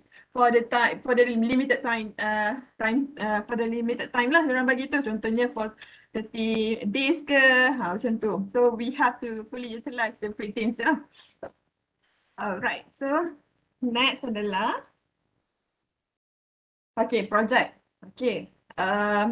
So far, what we have done so far, we have done the micro credential at USM. We have done our we have done the financial literacy punya micro credential, and now under QC. So we just waiting for that. We also involved with trajectory. And Dr. Nusha knows lots about this.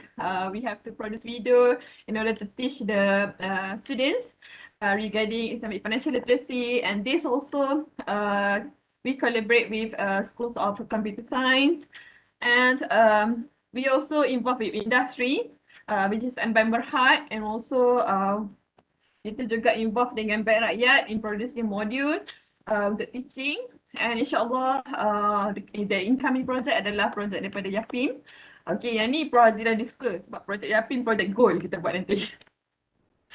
Alright. Okay, Dr. Emma mungkin boleh cakap pasal support system.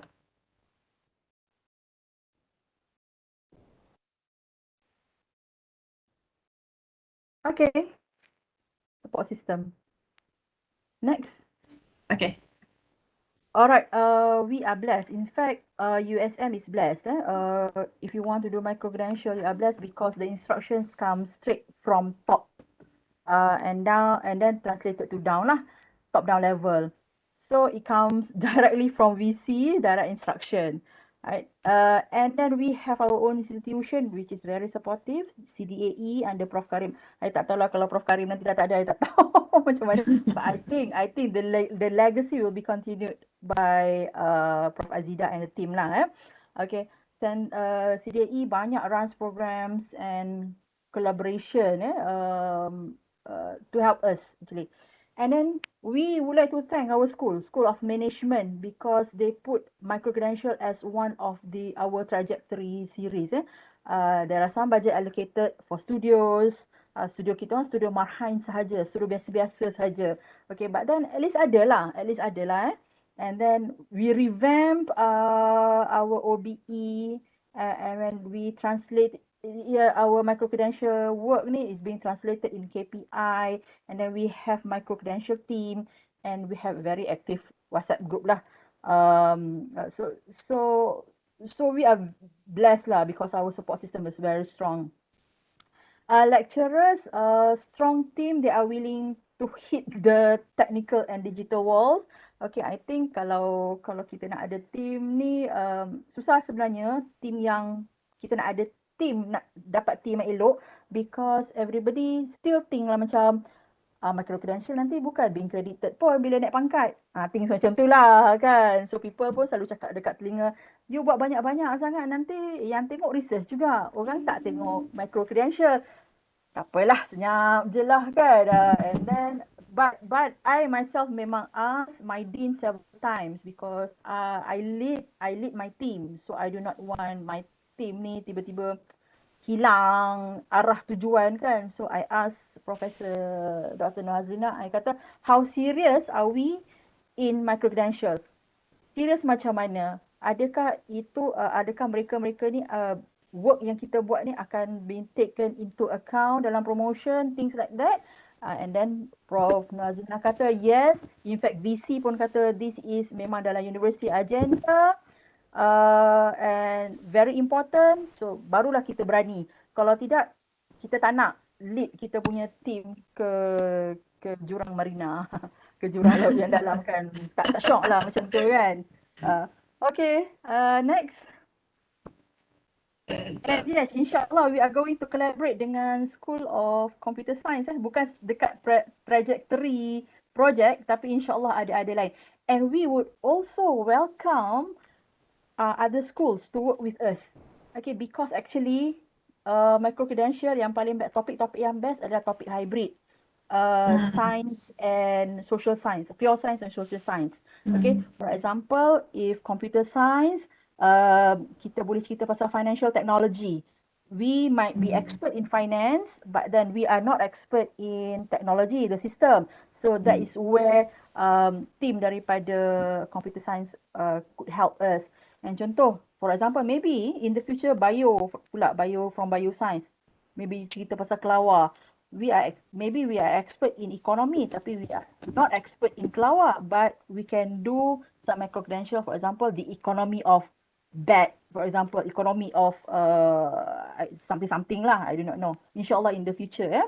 Alright, we are still progressing at hit the wall mode lah. We cannot say that we are we cannot say that we are expert. Okay, still patchy here and there. Kalau expert tak adalah kami kena kelentong dengan bank kan. Jadi still patchy here and there. And then we still select only several topics yang we think that we can deliver. Yang mana yang technical kita kena reserve sikit. So maknanya kalau free micro-credential tu kita bagi asas. Tapi kalau you nak tahu lebih lanjut macam mana nak kira ratio, okay lah, you kena enroll lah dalam kita punya subjek semua kan yang lebih serius. So this model might work dengan courses yang banyak guna technical macam computer science and mathematics lah. You bagi yang preview je awal-awal kan. And then kemudian kalau nak serius, you masuklah dekat kita punya kelas. Things lah macam tu lah.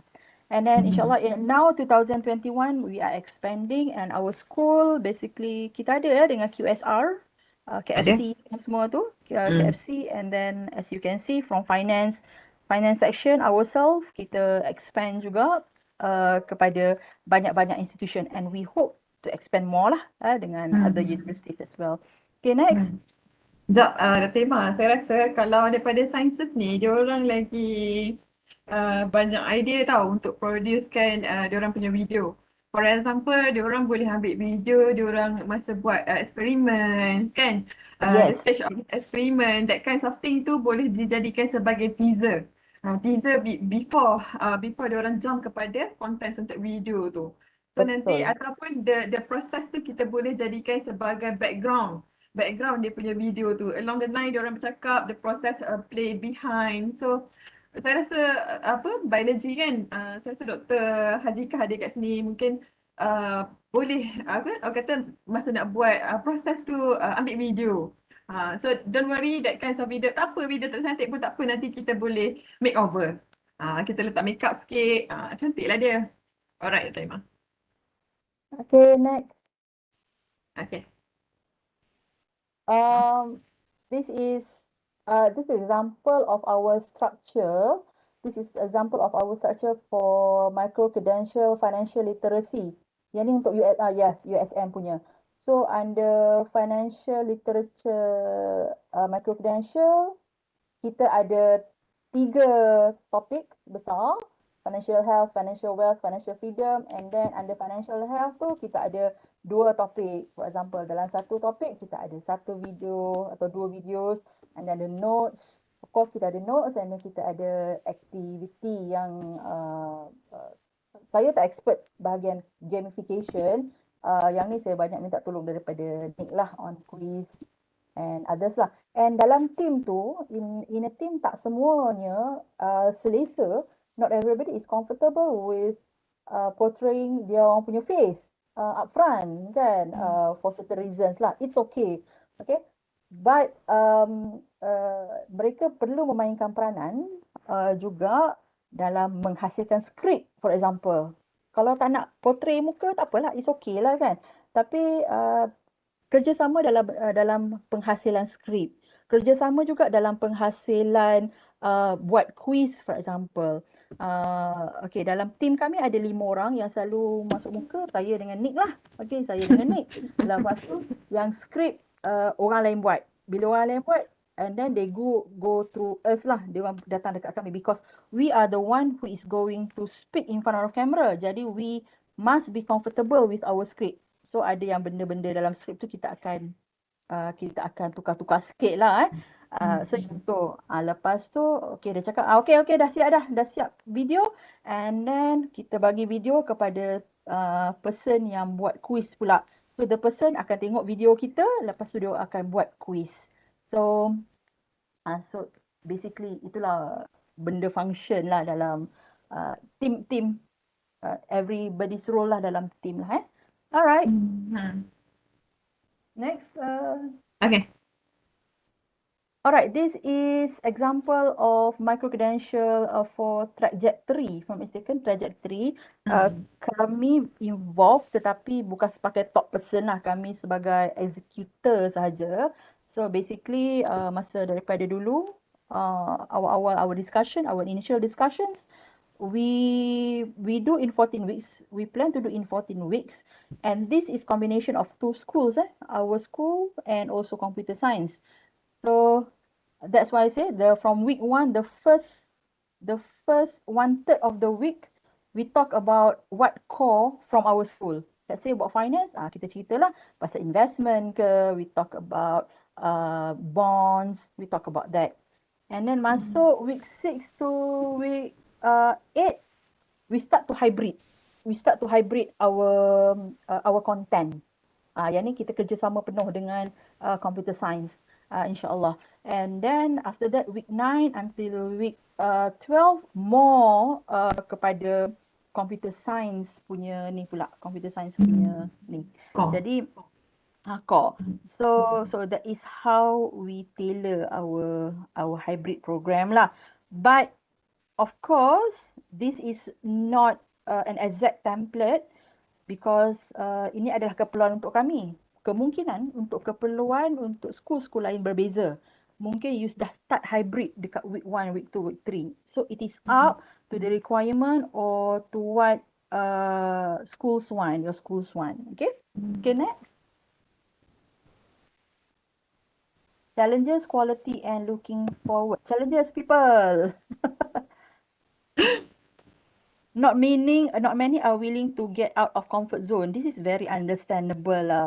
Okay, very understandable because kita ada yang dah selesa nak buat research. So, tak nak lah, malas lah nak buat benda macam ni, macam budak-budak aje. Ada lah kami dapat komen macam tu pun ada juga kan. Tapi, but tak apalah, tak kisahlah. Itu dia orang punya komen, isn't it? So, not many are willing to get out of comfort zone. And then, many underestimate your contribution. They try to compare with research. But after a while, when we do with with good intention, ikhlas, because I think niat kami adalah senang je. Niat kami ialah what we want to deliver is make sure orang lain pun tahu. Not only exclusive in the universities. Our knowledge is not only exclusive in universities. Our knowledge must be sent out to outside. For example, when Nick talks about gold, Dr. Nick ada knowledge about investing in gold, in pajak gadai pula, in pajak gadai Islam lah, Arahno. So she wanted to share Arahno. Okay, I, for example, wanted to share about financial technology, the development of financial technology. So that is actually our niat actually. Well, we had to say that if you were to start micro credential, memang sluggish start. Memang lembab je rasa because there are lots of new technical things that we need to learn. But teruskan je lah. Non-academic influencers are competing with the same method. That is one of our problem. We wanted to cakap, to deliver true knowledge. We wanted to deliver yang grounded knowledge. Tapi bila datang influencer TikTok, alamak, cerita mengenai yang tak betul and bias. Okay, for example,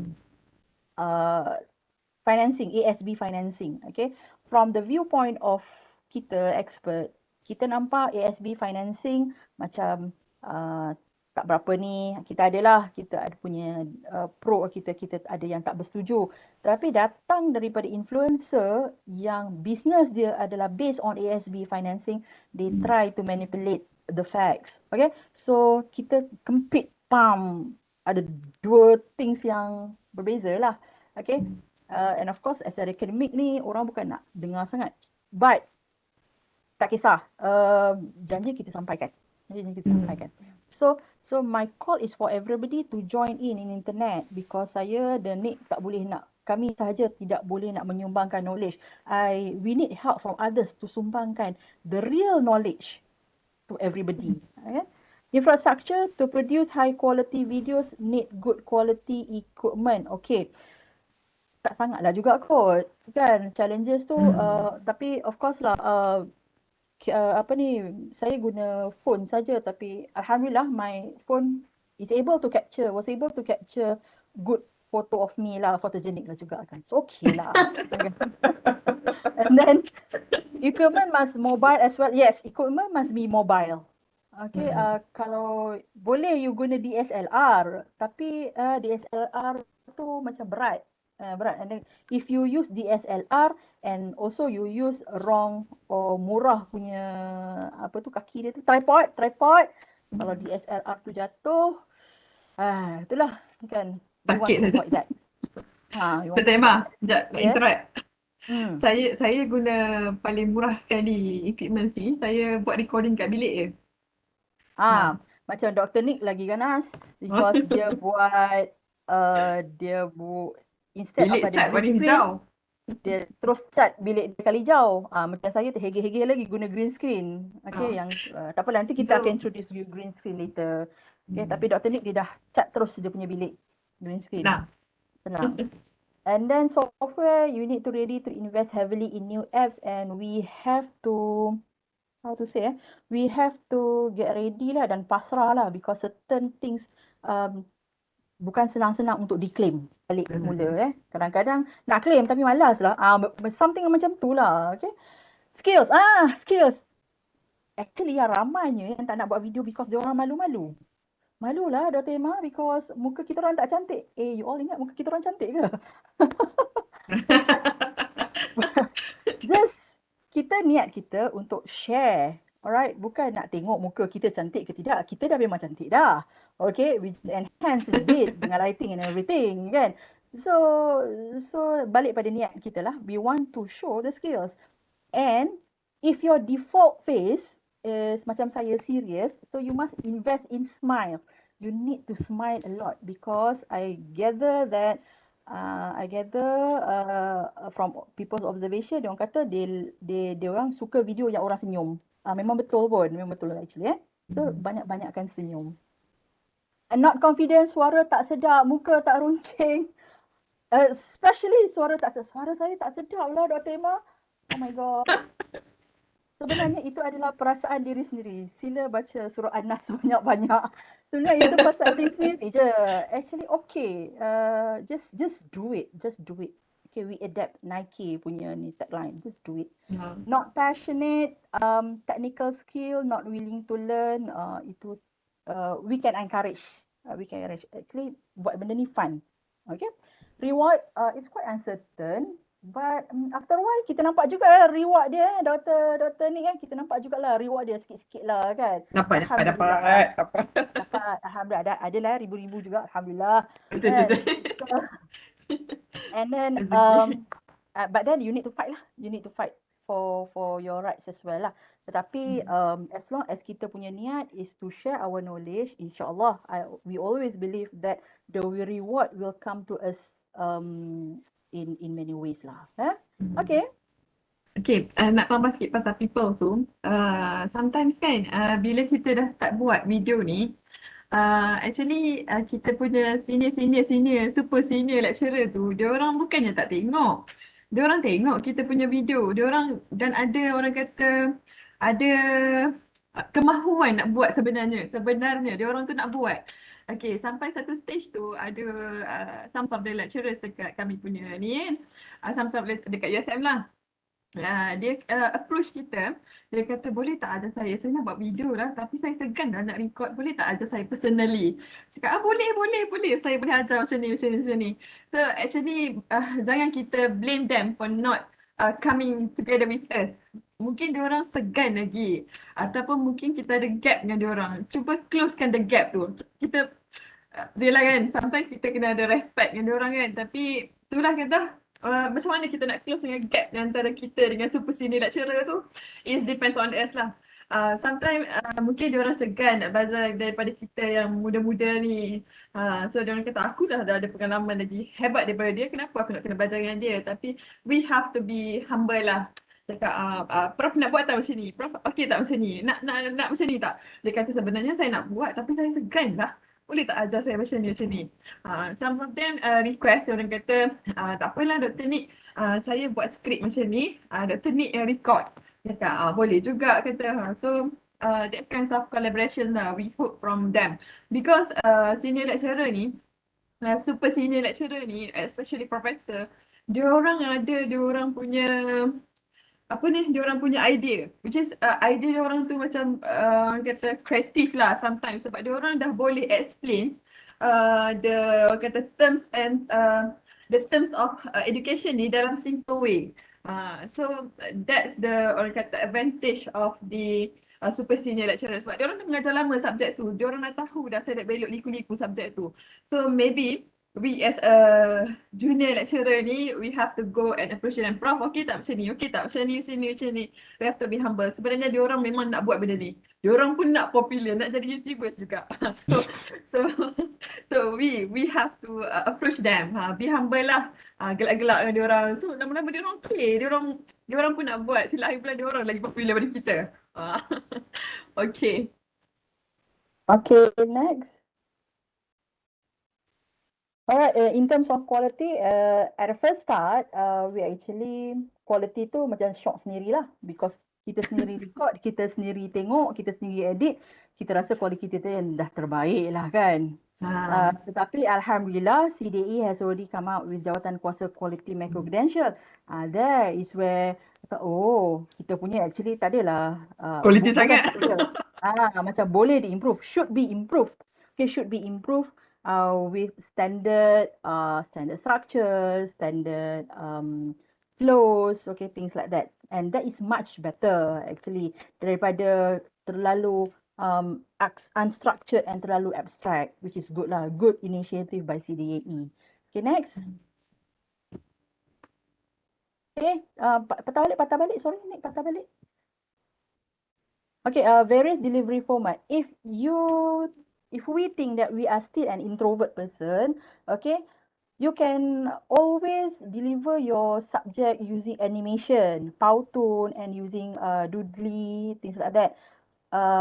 I also, although I am a bit introvert, but I avoid to do those things because I rasa susah. And saya tak berapa interested dekat situ lah. Okay. And then a part of my extrovert personality pula, I would like to speak in front because agaknya trait seorang lecturer kot. Okay, I want to be the key presenter. And however, I need to learn some art of being in front of camera. And then art of acting, art of performing, your memek muka, your mulut, things like that. Sometimes kita rasa macam cakap je, but actually it gives an impact when audience see you. Mulut tu besar sangat lah. Macam ridiculous things macam tu lah kan.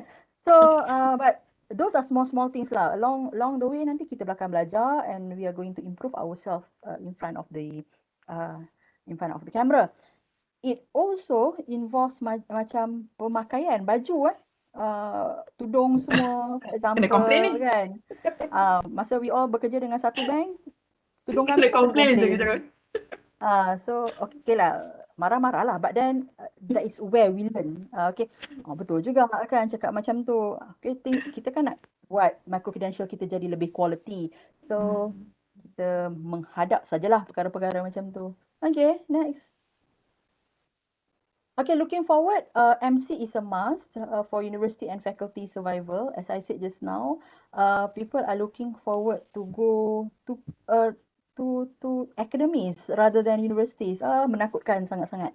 Okay, dia orang nak belajar finance, dia orang pergi dekat akademi yang offer finance kan. They seems that they don't care about the certificates anymore. Yang tu yang menakutkan kita. They are more to survival mode rather than recognition mode. Macam kita agak khawatir lah yang tu. The second one is hopefully there are significant rewards and recognition by the top to boost MC developers because they are rare. For me, micro credential developers ni dia use both right and left brain simultaneously. So hopefully it can be translated. We can translate the recognition in KPI promotion. I think we are doing that. Okay, of course ada hiccups. We cannot blame everybody because benda ni baru. Okay, benda ni baru. But then kita slowly lah progressing. Third, university must have MCs to ensure they can pull credible knowledge. Okay, we must be the agent of the knowledge deliver yang credible lah, yang facts berdasarkan facts bukan sampah. Collaboration across universities and industries. Industry actually like to do micro credential with us because they wanted to use our videos dalam diorang punya seminar dan ceramah actually. This is where when you do micro credential collaboration, you need to do the copyright and do the MOU. Benda-benda macam tu because dia orang nak guna nama USM dan dia orang nak menggunakan our videos untuk dia orang punya town hall punya seminar. Academics. Micro-credential academics to be happier and not confined with traditional way of teaching. Kita understand sekarang ni online sangat mentensionkan, sangat stres. Okay, sebenarnya bila buat video ni seronok sebenarnya, right? I cannot say for everybody, but I'm speaking on behalf of Nick, also myself lah. Universities to produce media such as In The Know. Pernah tengok kan media In The Know dalam Facebook kan? I think university has to produce that. in which contents retrieved from research, because our research habis-habis pergi mana? Pergi journal saja. And journal tu siapa yang baca? Akademik lah juga. Habis-habis kita punya students lah yang baca kan, the research. But in order to make it beneficial for everybody, okay, USM should have online publication team lah yang mentranslate, that helps us to translate our research, the dry research, to video kind of research. Macam Harvard buat, kan, macam university overseas buat. Okay, yang tu lagi best lah. Bila itu baru kita nama translational, the knowledge can be transferred to golongan-golongan biasa lah, bukan setakat akademik saja. Okay, next.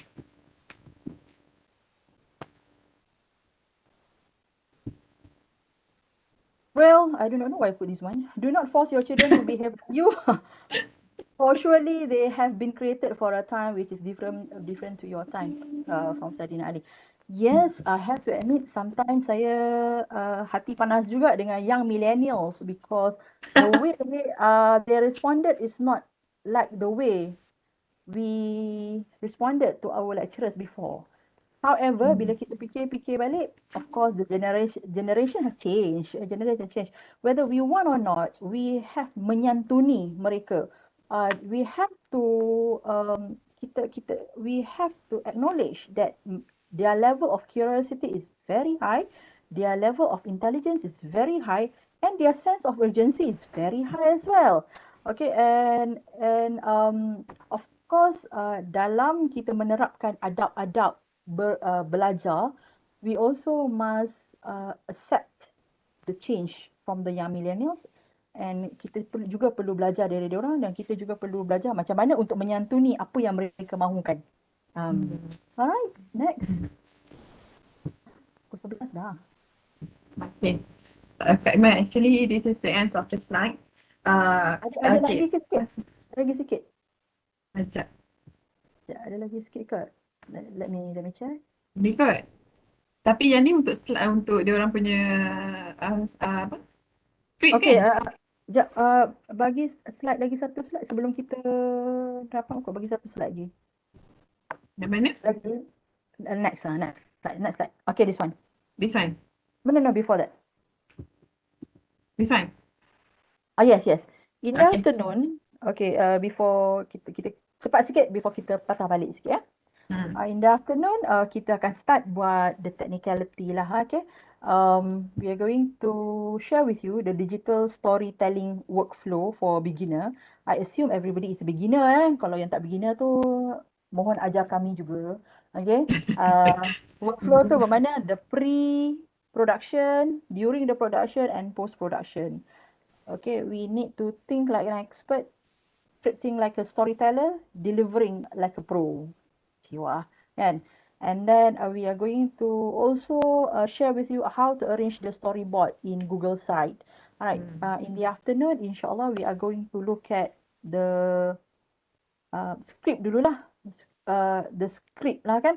Kita akan practice buat script macam mana, kan?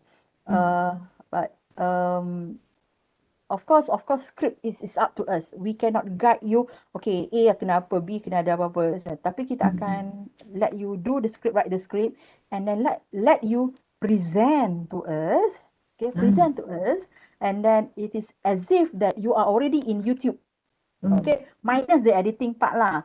Okay, macam mana you cerita, whether we understand or not. Okay, your topic is whether we understand or not. So that's what we are going to do in the afternoon, insyaAllah. Okay, backtrack balik. Nick, you want to show video? Tak adalah, this is a video, thank you. Okay, alright. Okay. Dr. Imam, maybe we need to ask the participants to, orang kata, prepare their script lah. But this afternoon session, we request them to read their script. Okay, Nick, go to slide number 65, please. Preparing for afternoon session. Lagi. Yeah. Yang ni nanti you're going to talk dekat after lunch. Kita stop pukul berapa? 1 o'clock ke CDA? Three. This one. Ni eh? Okay. Alright, to prepare for afternoon session, laughing time lah. Kita buat dekat online ni macam tak syok sikit. Tapi kalau kita buat dekat sendiri kan, hari tu orang marah we all because kita ketawa kuat sangat. Okay, let's hear your script. So the first one, you are required to produce a 7-minute YouTube video. So basically, by the end of workshop tomorrow, we hope that we are able to watch your YouTube video. 7 minutes only, tak banyak, 7 minutes only. Remember, the retention rate of young millennials is shorter than goldfish, kan? So 7 minutes is just enough, okay? To choose your topic. Jangan banyak-banyak sangat learning objective. Only one learning objective to do the topic, okay? 3, type your script in Google Docs. In Google Docs, and then number 4, transfer to teleprompter. Oh, this one pun kita tak cerita lagi, teleprompter ni kan? Kita rasa petang-petang juga ya. Teleprompter ni. Teleprompter ni nanti kita cerita petang ni, what is teleprompter? Macam mana yang dikatakan, how did actually when you watch our YouTube, you nampak we all cakap very fluently without any flaws. We actually ada trik dia. Kalau kita orang nak hafal, tak adalah. Kita ada trik, nanti kita ajar. Transfer to teleprompter. And then the 5, of course, practice in front of mirror. And then number 6, present to us this afternoon. Alright. And then for tomorrow punya ni, kita akan ulang balik nantilah. Tomorrow punya preparation. Think of media or items that you want to insert in your video. You said that you want to masuk bling-bling and everything kan, nak masuk gambar lah semua kan. So think of the items that you want to insert in your video, and then you gather your items. It means that if need, you download lah. You nak download yang gambar-gambar free from Envato, from Unsplash, you may download. Alright. Kita akan tengok, record your video. You do a bit of basic post editing. I mean that inserting your items, and then kita upload dalam YouTube. So by the end of tomorrow, we hope to see your 7-minute YouTube video. Macam tu. InsyaAllah. Okay. InsyaAllah. Kita bagi basic editing dulu. Alright. Kita tak bagi dalam-dalam lagi lah. Because nanti kan keliru lah, nanti takut confused. Alright. Any question?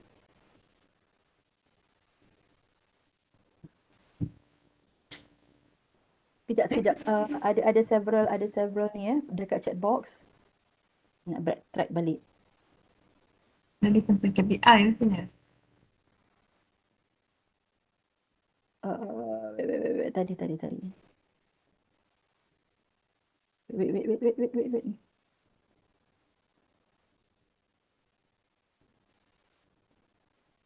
Okay, daripada Dr. Rivani, gig economy at its best offer accessibility for the masses to open source education at affordable cost. 2. At its worst, throw caution to the wind in making life-altering breakthroughs which require bricks and mortar technology. This is the limitation of Tony Robbins and his motivational course limited to Dream Factory type virtual experience. Canggih sangat lah ayat Dr. Rivani ni. I don't get it. Tapi yes, partly I setuju tu because I faham. Partly setuju because it offers accessibility to masses to open source. Because in the future, okay, dalam ekonomi, kita ada satu term dipanggil abnormal profit, where the profit can be attained only by certain people. Alright. However, with sharing economy in the near future, we are undergoing sharing economy. Kita mungkin tak ada dah abnormal profit. Kemungkinan nanti kita punya income everything akan being normalized lah in the future because of this sharing economy. Tak ada lagi special cost kot, kan? Alright, Tony Robbins and his motivational course, macam ada setengah kita punya yang yang this thing semua kan. They gave motivational course, but then tapi from the academic point of view, bila kita tengok pun macam macam something wrong je, macam it's not true, it's not, it can be debatable. Okay, so please jump in the internet, look supaya kita boleh send a good message, the true message to everybody lah. Kalau materials dalam Pixabay tu boleh digunakan dalam video MC ke? Yes, kalau free boleh. Tak apa, you don't have to quote. You don't have to quote. Sebab dalam Pixabay tu kita ada banyak pilihan juga tu. Kita ada illustration, ada image, ada pictures, ada video. All the things yang free tu kita boleh download. Video pun banyak kat situ. Saya suka guna video kat situ. Banyak Kalau video. katalah you all lupa nama-nama ni express, you just type kat Google free video. So nanti dia bagilah. Okay, nanti dia bagi. Okay, and then hold on. And then free video duration 3 minutes max ke for best retention. Alright. Bukan 3 minute max. Kalau 3 minutes tak banyak yang kita boleh sampaikan. Actually Dr. Nusha kita boleh sampaikan. Saya kalau boleh dalam 7 minutes. Panjanglah sikit. Tetapi dalam 7 minutes tu we have to make sure, that is our challenge. We have to make sure that we can get the retention at least up to 70% of the video. So capture, because the first 5 minutes tu kita perlu luahkan apa yang penting saja. As I said just now, the young millennials ni dia bukan nak tahu bla bla bla bla bla, dia nak tahu how to. Okay, kalau investment, how to make money. Kalau buat short trading for example, macam mana nak buat short trading? Dia tak nak tahu the philosophy behind it. Okay, padahal pada kita itu adalah penting. But for them, for young millennials, they are more towards survival knowledge rather than philosophical knowledge lah. In fact, kalau dalam video tu we have to consider also the time for montage kita tu, berapa minit kita punya montage tu. So berapa minit kita punya say thank you kat belakang tu, all the material yang kita nak include. So berapa minit sebenarnya. So maybe kita punya raw video tu dalam 4 ke 5 minit sahaja. So includes all the montage and everything yang kita nak buat editing tu, maybe dah sampai 6 minit dah. So kalau boleh, kalau kita punya raw video tu dalam 4 ke 5 minit tu dah cukup dah. Okay, Prof. Hidayah, for promotion under mana dia? Sekejap. For promotion under teaching track, micro credential and MOOCs are much more valuable. Teaching track are not using HCMS at the moment. Okay. Lebih baik, yes, Dr. Nazam kata lebih baik jika diberikan satu subkategori khas dan bukan hanya others. Yes, I agree. I think in order untuk menyantuni mereka-mereka yang buat MC, bukan senang nak buat MC actually. Untuk menyantuni mereka buat MC, recognize, should adalah kategori, bukan setakat others saja kan. Should highlight kepada Prof. Rafiq agar ia diinstitusikan dalam HCMS 3.0 sebab itu adalah titik rujukan. Good, I support. Me too. Ya, boleh dalam other publication boleh claim MOOC and MC. Tapi macam tak sure because kita nak lah kan. Kita MC people kan. So ada pub MC dekat situ. Okay, but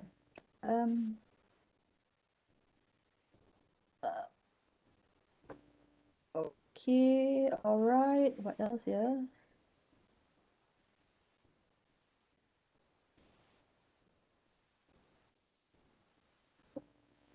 Okay. Yep. So itu yang kami boleh share lah pada pagi ni, the conceptual and our sharing je lah. InsyaAllah petang nanti kita akan tengok the flow. Okay, ada disclaimer sikit lah. Nak bagi disclaimer sikit, kita orang bukan art students, we are not seni students. So what we share is based on our experience of doing this one lah, micro credential. And bila we want to design this digital online videos and everything, we also refer to macam internet study, I mean from art sites lah kan. so that kita faham lah, oh okay, mula-mula nak buat kena macam ni, kena macam ni, kena macam ni, right? So kalau misalnya there are any seni lecturers, art lecturers that think that yang apa yang we all buat ni belum mencukupi, you are free to help us to improve lah, yeah? We are open to improvement. Sharing is caring.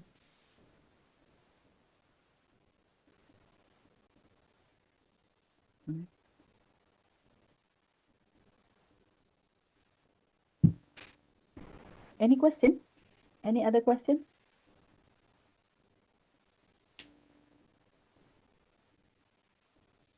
Dr. Chow Wenxiang, where are you from? Engineering campus. Dr. Chow, are you having a micro credential now? No, not No. yet. Okay, so do you have something in mind? Some topic in mind? Not yet. Thinking. Not yet. Not yet. Are you going? Do you think that one day we can work together? Sure. Kan, sure kan. I think engineering and school of management pun ada banyak yang hybrid. Okay, the management. I do not know. Tapi I think banyak juga yang kita boleh hybrid kan. For example, the economy of certain engineering, for example. Kan, so can do that. Okay, Dr. Chow. Aziatul pun banyak buat videos juga kan. So Aziatul, can you share? Dr. Aziatul, are you there?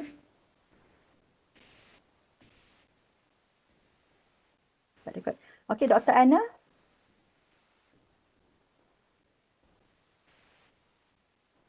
Dr. Anna, are you there? Yes, sorry, I'm here. Sorry, Okay, work Dr. from Anna. home, so like with a toddler. It's okay, it's okay. So Dr. Anna, do you have micro credential or do you intend to do one or do you have something in mind? Sorry, Dr. Ma. The audio is not really clear here near my house. Sorry, Okay, what okay, was that? Sorry. okay. Yeah, it's okay. I was asking, do you have something in mind? Maybe you want to do micro credential and on any topic? Actually, I'm joining the MOOC challenge. Our Yeah, competitor. so this was promoted in the group, so I wanted to join because, yeah, I really want to learn, new things, new apps, and maybe, hopefully, maybe make this MOOC something, how to say, exciting and new, a new type of book. Ah, Because I'm from anatomy department, so normally, our teaching is everything is facts. Many years ago, anatomy facts. So they tend to be quite boring and cognitively challenging for students. So when I saw this one, I wanted to see whether I can make use of this. From which department just now? Sorry. Anatomy. Anatomy. Wow, anatomy. Oh, you talk about bodies lah. Yes. Okay. Body So pathology. I assume that you are going to have like, for example, you wanted to insert some photo of what inside the bodies, isn't it? Anatomy of Yeah. the body. All right, and then hopefully, yes, hopefully we can help you doing that. You are presenting, and then another side of your video, you insert the body things like that lah, kan? Because yes, um of course we haven't gone to what, to macam yang lagi canggih kan, to more sophisticated like video things like that, but I am positive that inshallah in the future we might have that lah, especially for science. If you have that, it's going to be very beneficial for all of us lah. Macam for example dentist kan, dentist if they can show the animation of gigi, things like that kan, it helps us. Yeah. It helps us a Exactly. lot. Rasa Okay. Dr. Ainat, you should get involved with Dudley also. Dekat Dudley tu dia banyak, there's lots of orang kata animation stuff. Sorry? I think Tak I think kalau apa orang kata anatomy, Mm-hmm. you want to get involved with animations, one of the tools that you can use adalah Dutley. Macam Mm-hmm. like Professor said earlier, because Dutley tu Mm-hmm. lagi interaktif lah, dia guna cartoons Yes. and the things come out and lepas tu tiba-tiba keluar, so that's kind of thing lah. But don't Yeah. worry, maybe tomorrow during editing we will teach you on how to orang kata nak produce the things which is can interact with audience. Alhamdulillah, that will be very useful. Yeah. Hmm. Thank you very much. Baik. Okay, kita panggil lagi.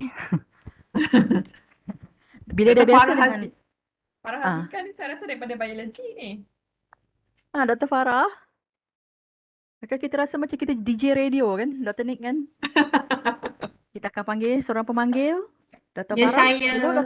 Hello, Dr. Farah. Apa khabar Dr. Farah? Selamat Hari Raya. Baik, Alhamdulillah. Selamat Hari Raya, Dr. Ma. Dan Dr. Nick juga. So Dr. Farah, Dr. Farah, so what do you have in mind for micro credential, or do you join MOOC challenge? I was thinking about, I'm working on parasite and I was thinking something about parasite lah to be shared. Wow. Parasite in animal. Okay. All right. What do you think that's going to be interesting, or what do you think that is interesting in that topic to be shared to us? Like the transmission of the parasite to the human. And the pathway we can show how was it in terms of the transmission code. Okay lah. Okay. Tak apa, nanti petang kita dengar skrip daripada Dr. Farah. InsyaAllah kan? Okay. Alright, let's see. Siapa lagi? Kita panggil. Hi, Dr. Ma. Rivan. Hey, Ma. Hello, hi. Hello, hi. It's okay. Next one. Sorry. Siapa tu ya? It's okay, next one then. Zuraini here. Annie. Okay, Dr. Annie. Zuraini. Okay, Dr. Annie. Dr. Annie ni kawan lama. Itulah. Nanti kita sembang panjang lain pula. Okay, I just want to share actually point of view. Because I think it's a bit difficult for us actually to have the MOOC session. Okay, it's because it involves the derivation, formula derivation, calculation, and most of the questions that we use are the sample from the textbook or reference book. Okay, so I always find it's very tricky, okay, for the copyright, because it's a bit very difficult for us to create the question. Okay, usually we use the question from the reference book. Okay, I'm quite familiar with all the online learning whatsoever. Okay, so to me, to create the mock session for my topic, it's very difficult for us. But what I did was I give assignment for the student instead. Let's say I'm teaching the electrical technology for common student from all engineering students, chemical, civil, and others. I asked them to create a video assignment. Okay, and they did very well. So in fact, I think their videos are much better than me. Okay. I think it's very difficult, but from the students' perspective, they did very well. But of course, they are not bounded to the copyright issues or whatsoever. They created using Powtoon, Doodle. I got a few examples that is really excellent. Okay, but I'm not sure where to share it. Okay, but from my point of view, for me to create a MOOC session, I think it's beyond my imagination lah. To enter the MOOC competition, definitely no lah. Okay, so what's your opinion then? Sekejap tengah aturkan my mind tengah aturkan several things. The first one you are talking about, you are asking about the copyright, isn't it? The copyright thing. I think yang tu Prof Azida, you might want to share that one. Second one that I can capture adalah the students did very well, and then um the avenue for them to showcase, the avenue for you to showcase diorang punya work tu dekat mana. Kan? Okay, I think Prof Azida can Prof Azida apa ni tengok soalan the first one? And then the main thing is from the the engineering punya point of view lah, because usually we involve calculation lah. Kita punya soalan is not really on the explanation of the concept, but it is more on the formula derivation, proof of concept, and then the calculation lah. Biasanya we all use yang soalan from the reference book or textbook. Okay. Yalah, that one is considered melanggar copyright ke macam mana? Okay, let me answer. Assalamualaikum. Silakan. Alright, so begini, sebenarnya CDAE ada menjalankan juga training. We are doing trainings on copyright and so on. Alright, so I think tapi saya boleh terangkan sedikit lah tentang what we call copyright for educators. Okay, for educators we have our own what we call copyright for educators and fair use, meaning that there are some for example, from the textbook, okay, from the textbook that you are going to share with your students, we have some what we call macam exemption lah. Okay, so you can go and sebab yang ni baru je ajar kat kelas saya last week sebenarnya. Alright, it is about how many we can use, how many page in the books, textbooks, for example, that we can use to teach our students. Okay, for example tadi Dr. Zuraini mention about taking mengajar dari the textbooks kan. Jadi it is nothing wrong with that. Alright, you can actually ambil je bahan daripada textbook and you can actually make videos from there, meaning that for example you copy the soalan, alright, and then you terangkan dalam video, then that is okay. No problem, because there are copyright and fair use for educators. We are using it to teach. Okay, we are using for teaching and we are not using it for commercialize and so on. Alright, so nothing wrong with that. So you can do videos from the textbooks and you can ialah buat pada pelajar kita. No worries about that. Even nanti ianya menjadi micro credential because you are going to do for MOOC lagi okay lah. But for micro credential, because we are going to actually ask the student to pay for that. Okay, so mungkin apa yang you perlu buat adalah content dalam buku itu you tak ambil terus. Alright, you might want to buat screencasting for example, tapi the question mungkin boleh sama, tak kisah sebab that is formula and so on. Memang fakta itu tidak berubah, then it should be okay. Jadi nasihat saya adalah you can go and have a look for copyright for educators and fair use so that you will know berapa banyak pages yang you boleh guna dalam you punya pengajaran. Okay, even lagu pun ya, kalau lagu Sudirman for example, there are some allowance for us as educators untuk menggunakan bahan tersebut bagi pengajaran kita.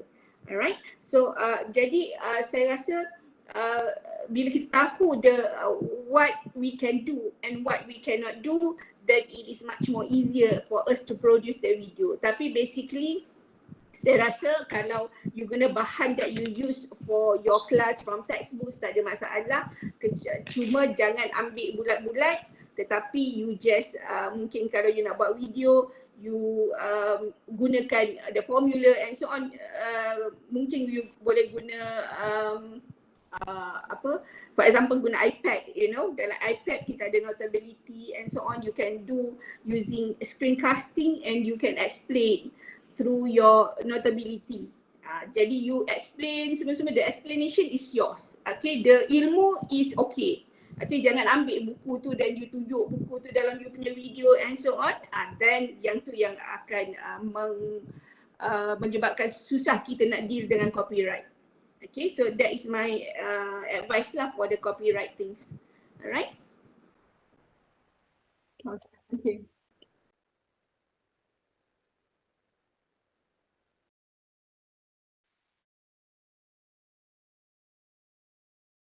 Yeah, for the students video tu macam mana ya, Dr. Azidah? Any for the students yang the students assignment yang dia buat, okay, they are good videos, okay. So Okay, kita tak boleh guna. We cannot use the students' video unless we get the permission from them to use their videos in our micro credential. Okay, sebab that is their copyright. Okay, kita macam nanti, if you would like to use it as samples, for example, in your MOOC, then it is okay. Alright, tapi you kena minta kebenaran juga lah, cakap saya akan guna your videos as an example in my MOOC, for example. Tetapi kalau untuk micro credential, you need to produce the video by yourself. You cannot tak ambil your students punya video and use it in your micro credential lah. It should be yours because the micro credential need to be delivered by you or your co-teachers, co-lecturers and so on. But for MOOC mungkin boleh, tetapi you must clearly indicate that the video is by your students. You kena cakap kat dulu kat the students first that I'm going to use your video in my MOOC, alright, and then you must give credit to the student.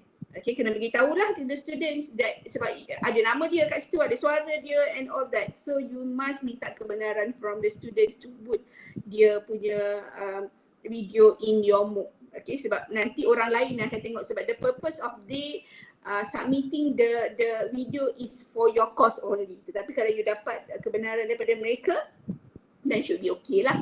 Okay, tapi for MOOC ya, for micro credential, we would like to advise you to use your own video. You need to develop your own video, okay, and then put it in the micro credential, because nanti kita actually micro credential will be actually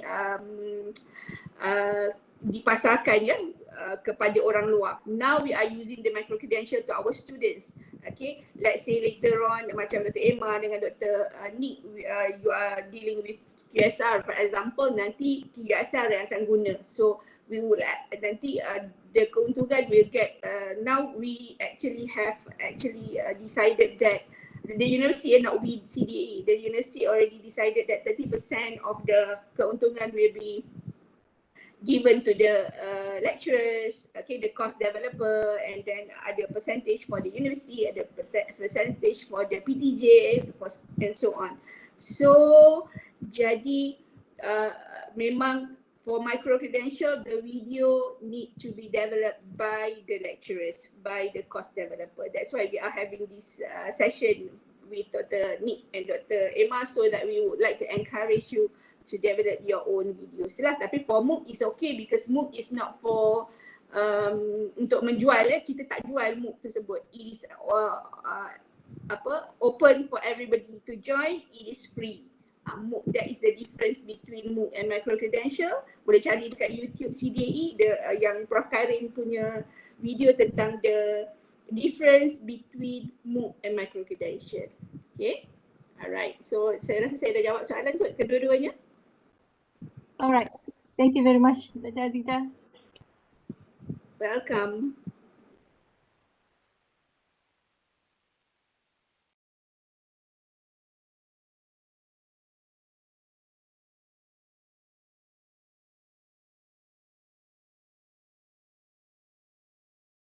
Ya, dekat the chat box, soalan kat chat box from the YouTube. Okay, can you share? Okay, the question asks Dr. Emma and Dr. Nick to share the example of your video that you think it fulfilled the expectation. So yeah, I think that Dr. Nick and Dr. Emma, they have so many videos that, you know, not so many, but they have videos that can be shown to the audience. You know, they would like to see your video. So can you share a few, one or two or three or four videos that you have done? Okay, Dr. Nick, let me share. Kita boleh share kot lah dengan M-Bank punya lah. Kita share the whole dulu, and then we share satu contoh video kami . Okay, hold on sekejap.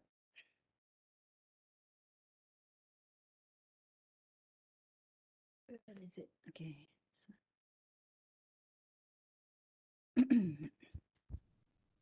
Okay, can you see? Nampak ke? Nampak. Okay, ini adalah basically the storyboard yang kami maksudkan. Ini adalah kerjasama antara kami dan M-Bank untuk financial literacy. Okay, so basically yang tak ada isi lagi ni adalah tengah-tengah buat lah. So kami ada montage, later we'll show you. And then we have message from Tan Sri Azman Hashim. And then we are going to have a message by M-Bank Top. Lepas tu kita akan ada message. Dengar? Dengar clear. Okay. And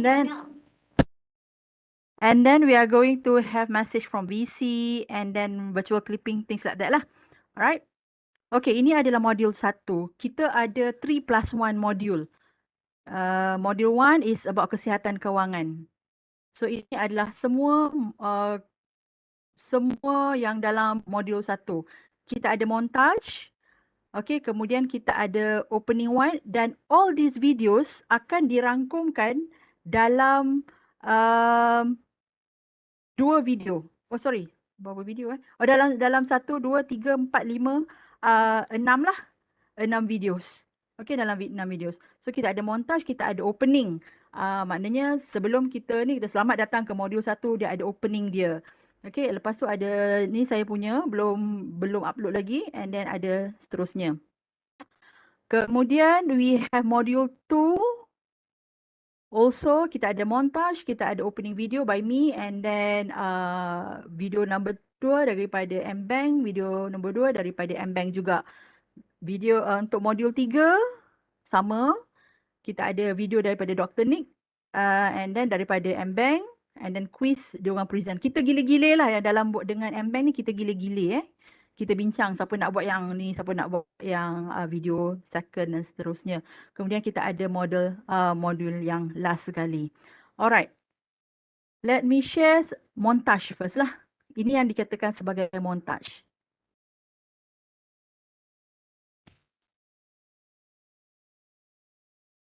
Boleh dengar ke ni? Lagu? Tak dengar. Okay, sekejap. Saya stop sharing dulu. Saya akan share yang tu.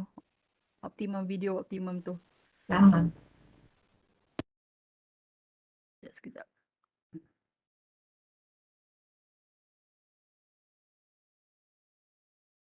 Mana pula benda tu? Sekejaplah, saya buka dekat YouTube siap-siap.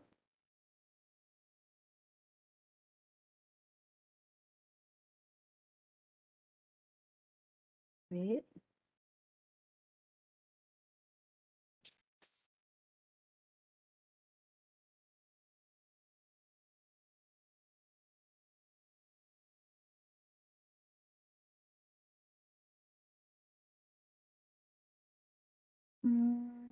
Share.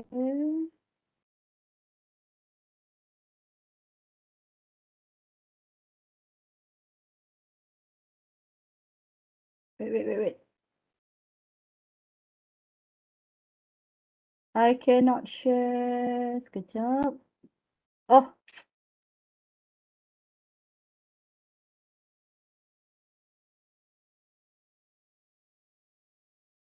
Nick, can you please share? Nick, saya tak boleh nak share. Masa you share content tu, you boleh scroll down, share for optimized video.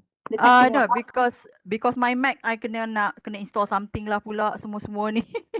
So Nick boleh tak? Nick tolong share sekejap. My Mac dia tak masuk lagi changes, tak masuk lagi sharing. Nasib baik guna orange. Start now. Orange Okay. tengah beroperasi. Kak nak share video dekat YouTube terus ke macam mana? Can. Yang mana yang memudahkan? Right, start now.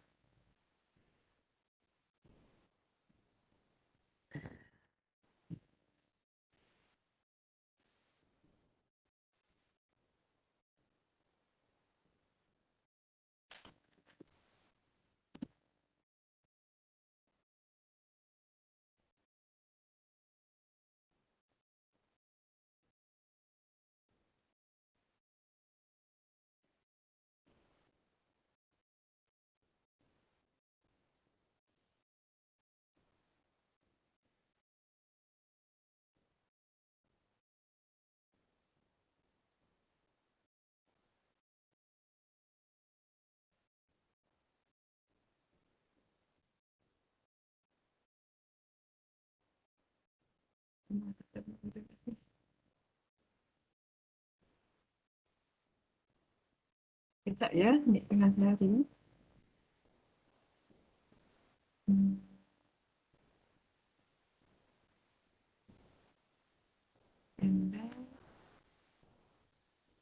Boleh Nik? Sekejap tengah cari video M-Bank.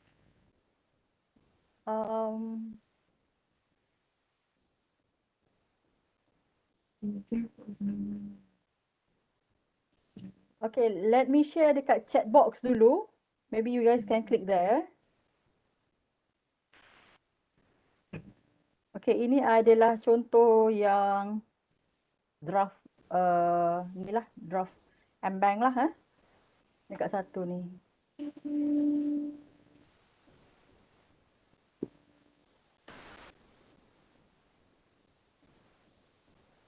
Dr. Kimberly said, Dr. Nick, you have such an infectious laughter, really adds spark and zest to an otherwise boring work from home day.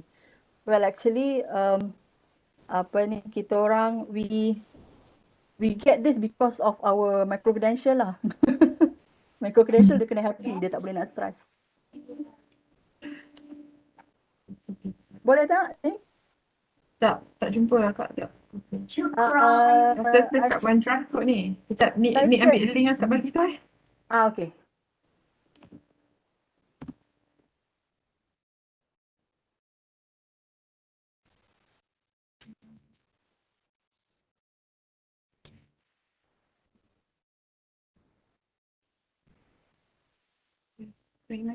Assalamualaikum dan salam sejahtera semua. Saya Emma Izzati daripada University Sains Malaysia. Terima kasih kerana klik play untuk bersama-sama UMM dan M-Bank untuk Dapat dengar tak? Dapat dengar tak? Tak. Dengar. Saya dengar tadi. Dengar, okay, saya stop kot. Dia tak dengar kot. Kata stop.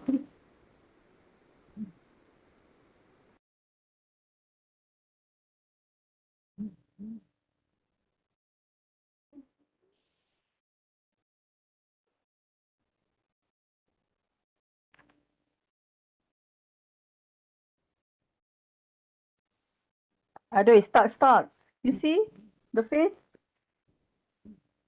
If you watch directly from YouTube, then I think lebih tak adalah you tengok muka I macam kelakar stuck there kan. Ni dia start tengok muka I tengah nganga. Okay. Play. Ni?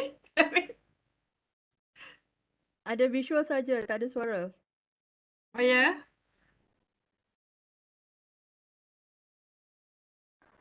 Okay, Dr. Norazam boleh direct ditengok dekat my YouTube. Dekat, let me paste, share the link. Okay. Terus klik dekat situ.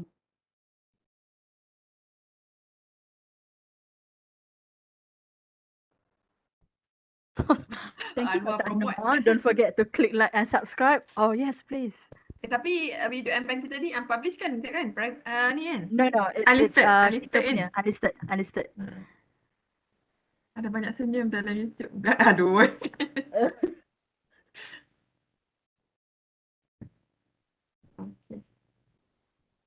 Kita cari Dr. Nick punya pula sekejap. This M-Bank project yang micro credential course. Micro credential course lah Private. kan? Dia orang punya ni. Private micro credential course. Not launched yet sebab final stage dia orang belum siap lagi. Dia orang still go thoroughly with their top management lah. Sebab dia orang banyak layers.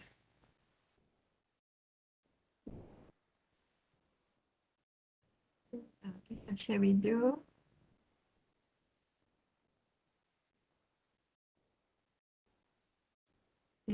Nak cari Nick punya sekejap ya. Okay. Nick punya dekat mana? Modul kesawanan ke? Something? Kesawanan ada, bebas keuangan ada. Rasa hari tu kita orang dah submit kat Emma. Lupa letak kat mana. Wait.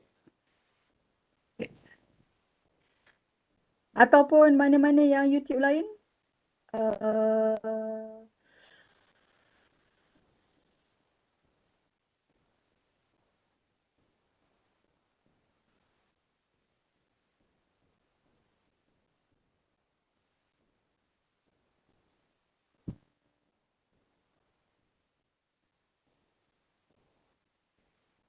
pernah ke anda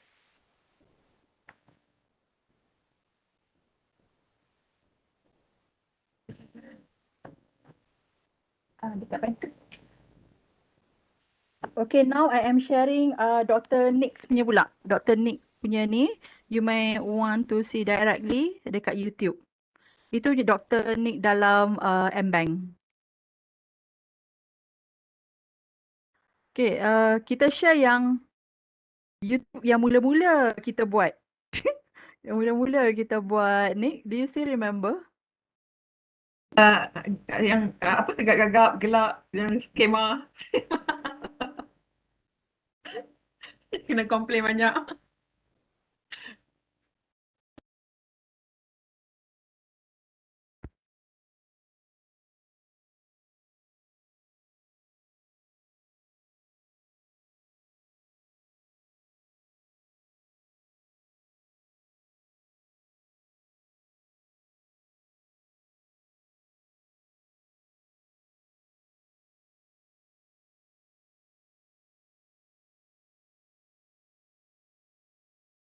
Okay, we also remember that every semester, if you are a chairperson, you need to do like promoting your section, isn't it? So what I did for finance section, I also did the video, because if you were to join the session sharing, there are going only limited time. So for chairman, it's better for you buat video lah, promoting your section. Untuk mengetahui sama ada kewangan kita sihat atau tidak. Macam mana nak buat? Jom. Ambil pensel dan kertas. Masa untuk mengira. Ada 3 cara untuk menentukan kesihatan kewangan kita. Cara pertama ialah dengan menentukan sama ada jumlah tunai kita sihat atau tidak. Cara kedua ialah dengan menentukan sama ada jumlah simpanan kita baik atau tidak. Dan cara ketiga ialah dengan menentukan sama ada kita dalam kategori penghutang yang baik atau tidak. Kita tengok yang pertama dulu, okey, iaitu menentukan sama ada jumlah tunai kita sihat ke tidak. Adakah jumlah tunai kita mencukupi? Kita buat kira-kira sikit, okey? Mula-mula tulis jumlah tunai bulanan yang kita terima. Sudah? Kemudian, senaraikan perbelanjaan bulanan anda. Tuliskan jumlahnya sekali. Sementara anda senaraikan, saya tahu panjang tu. Jadi, sementara anda senaraikan, pauskan video ini dulu. Dan apabila selesai, tekan play semula. Saya tunggu ya, jangan lari tau. Saya tunggu.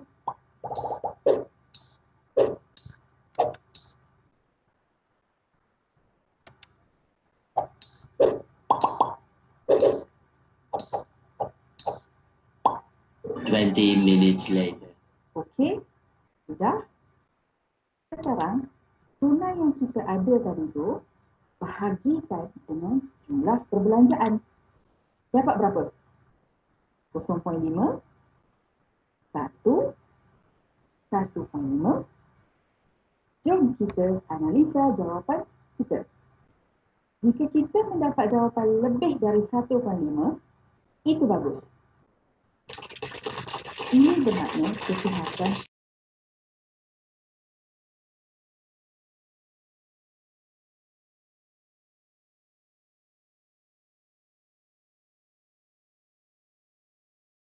actually, Dr. Anwar, that is not from my ni laptop. Daripada orang lain punya laptop tu. I think orang lain punya laptop and then dia tak mute and then share dekat sini. So yes, Anwar. That's why you only hear the ni lah, the voice but the not ni. So guys, if you have seen the videos, the YouTubes, I have to say that itu drafting lagi lah, bukan yang habis lagi. Okay, still ongoing, okay. You see that everything yang kita belajar in the class adalah lebih kompleks. Tetapi apabila we wanted to show that, to show them dekat luar, we really need to go to downkan kita punya level of delivery of presentation, things like that, untuk sampaikan kepada golongan-golongan biasa lah yang bukan academics, ya. Jadi kalau untuk academics pula lain pula. Okay, lain pula cara dia. Intonasi suara sangat perlu apabila membangunkan video MC. Yes, Prof. Azida, saya bersetuju sangat. I really agree on the intonasi suara. Alright.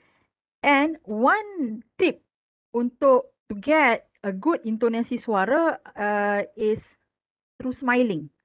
You talk while smiling. Okay, when you speak while smiling, and then you could hear that it is more lebih menarik minat lah. Okay, lebih menarik minat ni. And we also experience kan dalam phone kan, if let's say the responder dalam caller tu, we call and then the responders tu jawab dengan suara yang tak best kan, hello, macam tu, kita pun rasa macam terus no mood. However, if the responders jawab dengan suara senyum, yeah, hello, so the intonation is different. It will engage people to come to see your video.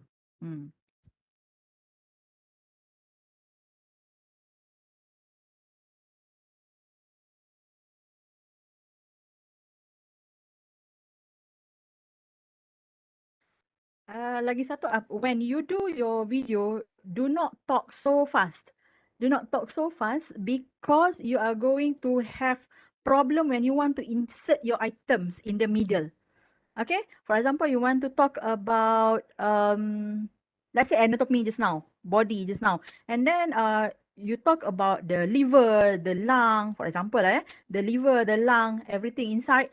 If you are too fast, then you cannot the image yang you nak masuk tu pun kena buat fast juga. Remember, the micro credential is not about putting everything in one video. It is about you slowly take it slowly and then deliver it in a slow pace, in relaxed manner. Okay, bukan nak masuk everything in one video.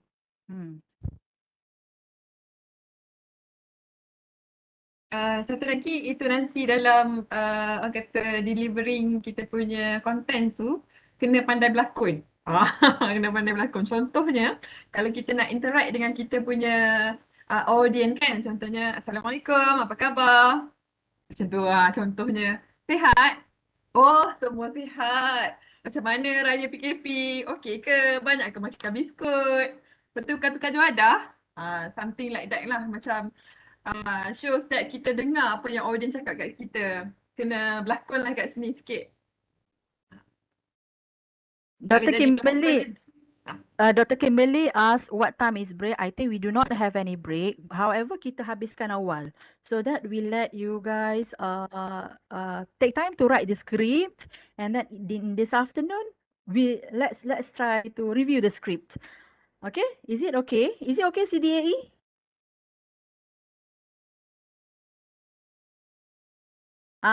Okay. So CDAE said it is okay for us to stop now. So let you guys yelah, work from home kan. Nak masak lah, itulah, nak prepare at the same time, nak prepare for scripts, things like that. And then in the afternoon around 2:30 we come back and then we will continue with script and the flow. Okay? So we continue at what time, Dr. Emma? 2:30. 2:30, okay. Okay, is there an outline of the script that you can put up for us? Okay, right now, let's not put up the outline first. Okay, let's see how you do it. Because sometimes the outline can be guidelines, but they're not necessary for you to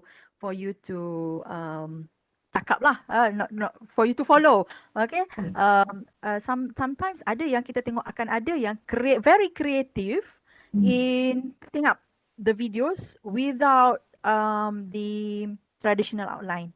So kita tengok dulu. We listen first. Kalau ada outline nanti kita tak boleh gelak. Tidak dalam kita tak boleh nak ketawa kan. So let me laugh together. Let's laugh together. And then kita tengok petang ni. And then we will share with you our recommended flow. the outline. Is there any questions? I don't know. If there is no question, we will wrap up the morning session. All right, we would like to thank you, everybody, to attend. We hope that sedikit it answers some of the question about gig education, gig educator, things like that. This is more on sharing session. We actually wanted to do this virtual, face to face. We actually said that to Prof Karim kan, so that lagi best lah. But then tak apalah because of PKP and things like that. We just make do apa yang boleh. So let's stop here and then we will meet again in the afternoon for script and the flow. All right? Okay. Thank you. Bye-bye. Thank you, Dr. Nick. Thank you, Dr. Emma. We'll continue at 2:30. Yes. Okay. Okay. Bye-bye. Thank you. Jangan lupa masak kari ayam lebih sikit. Post kat sini. Okay.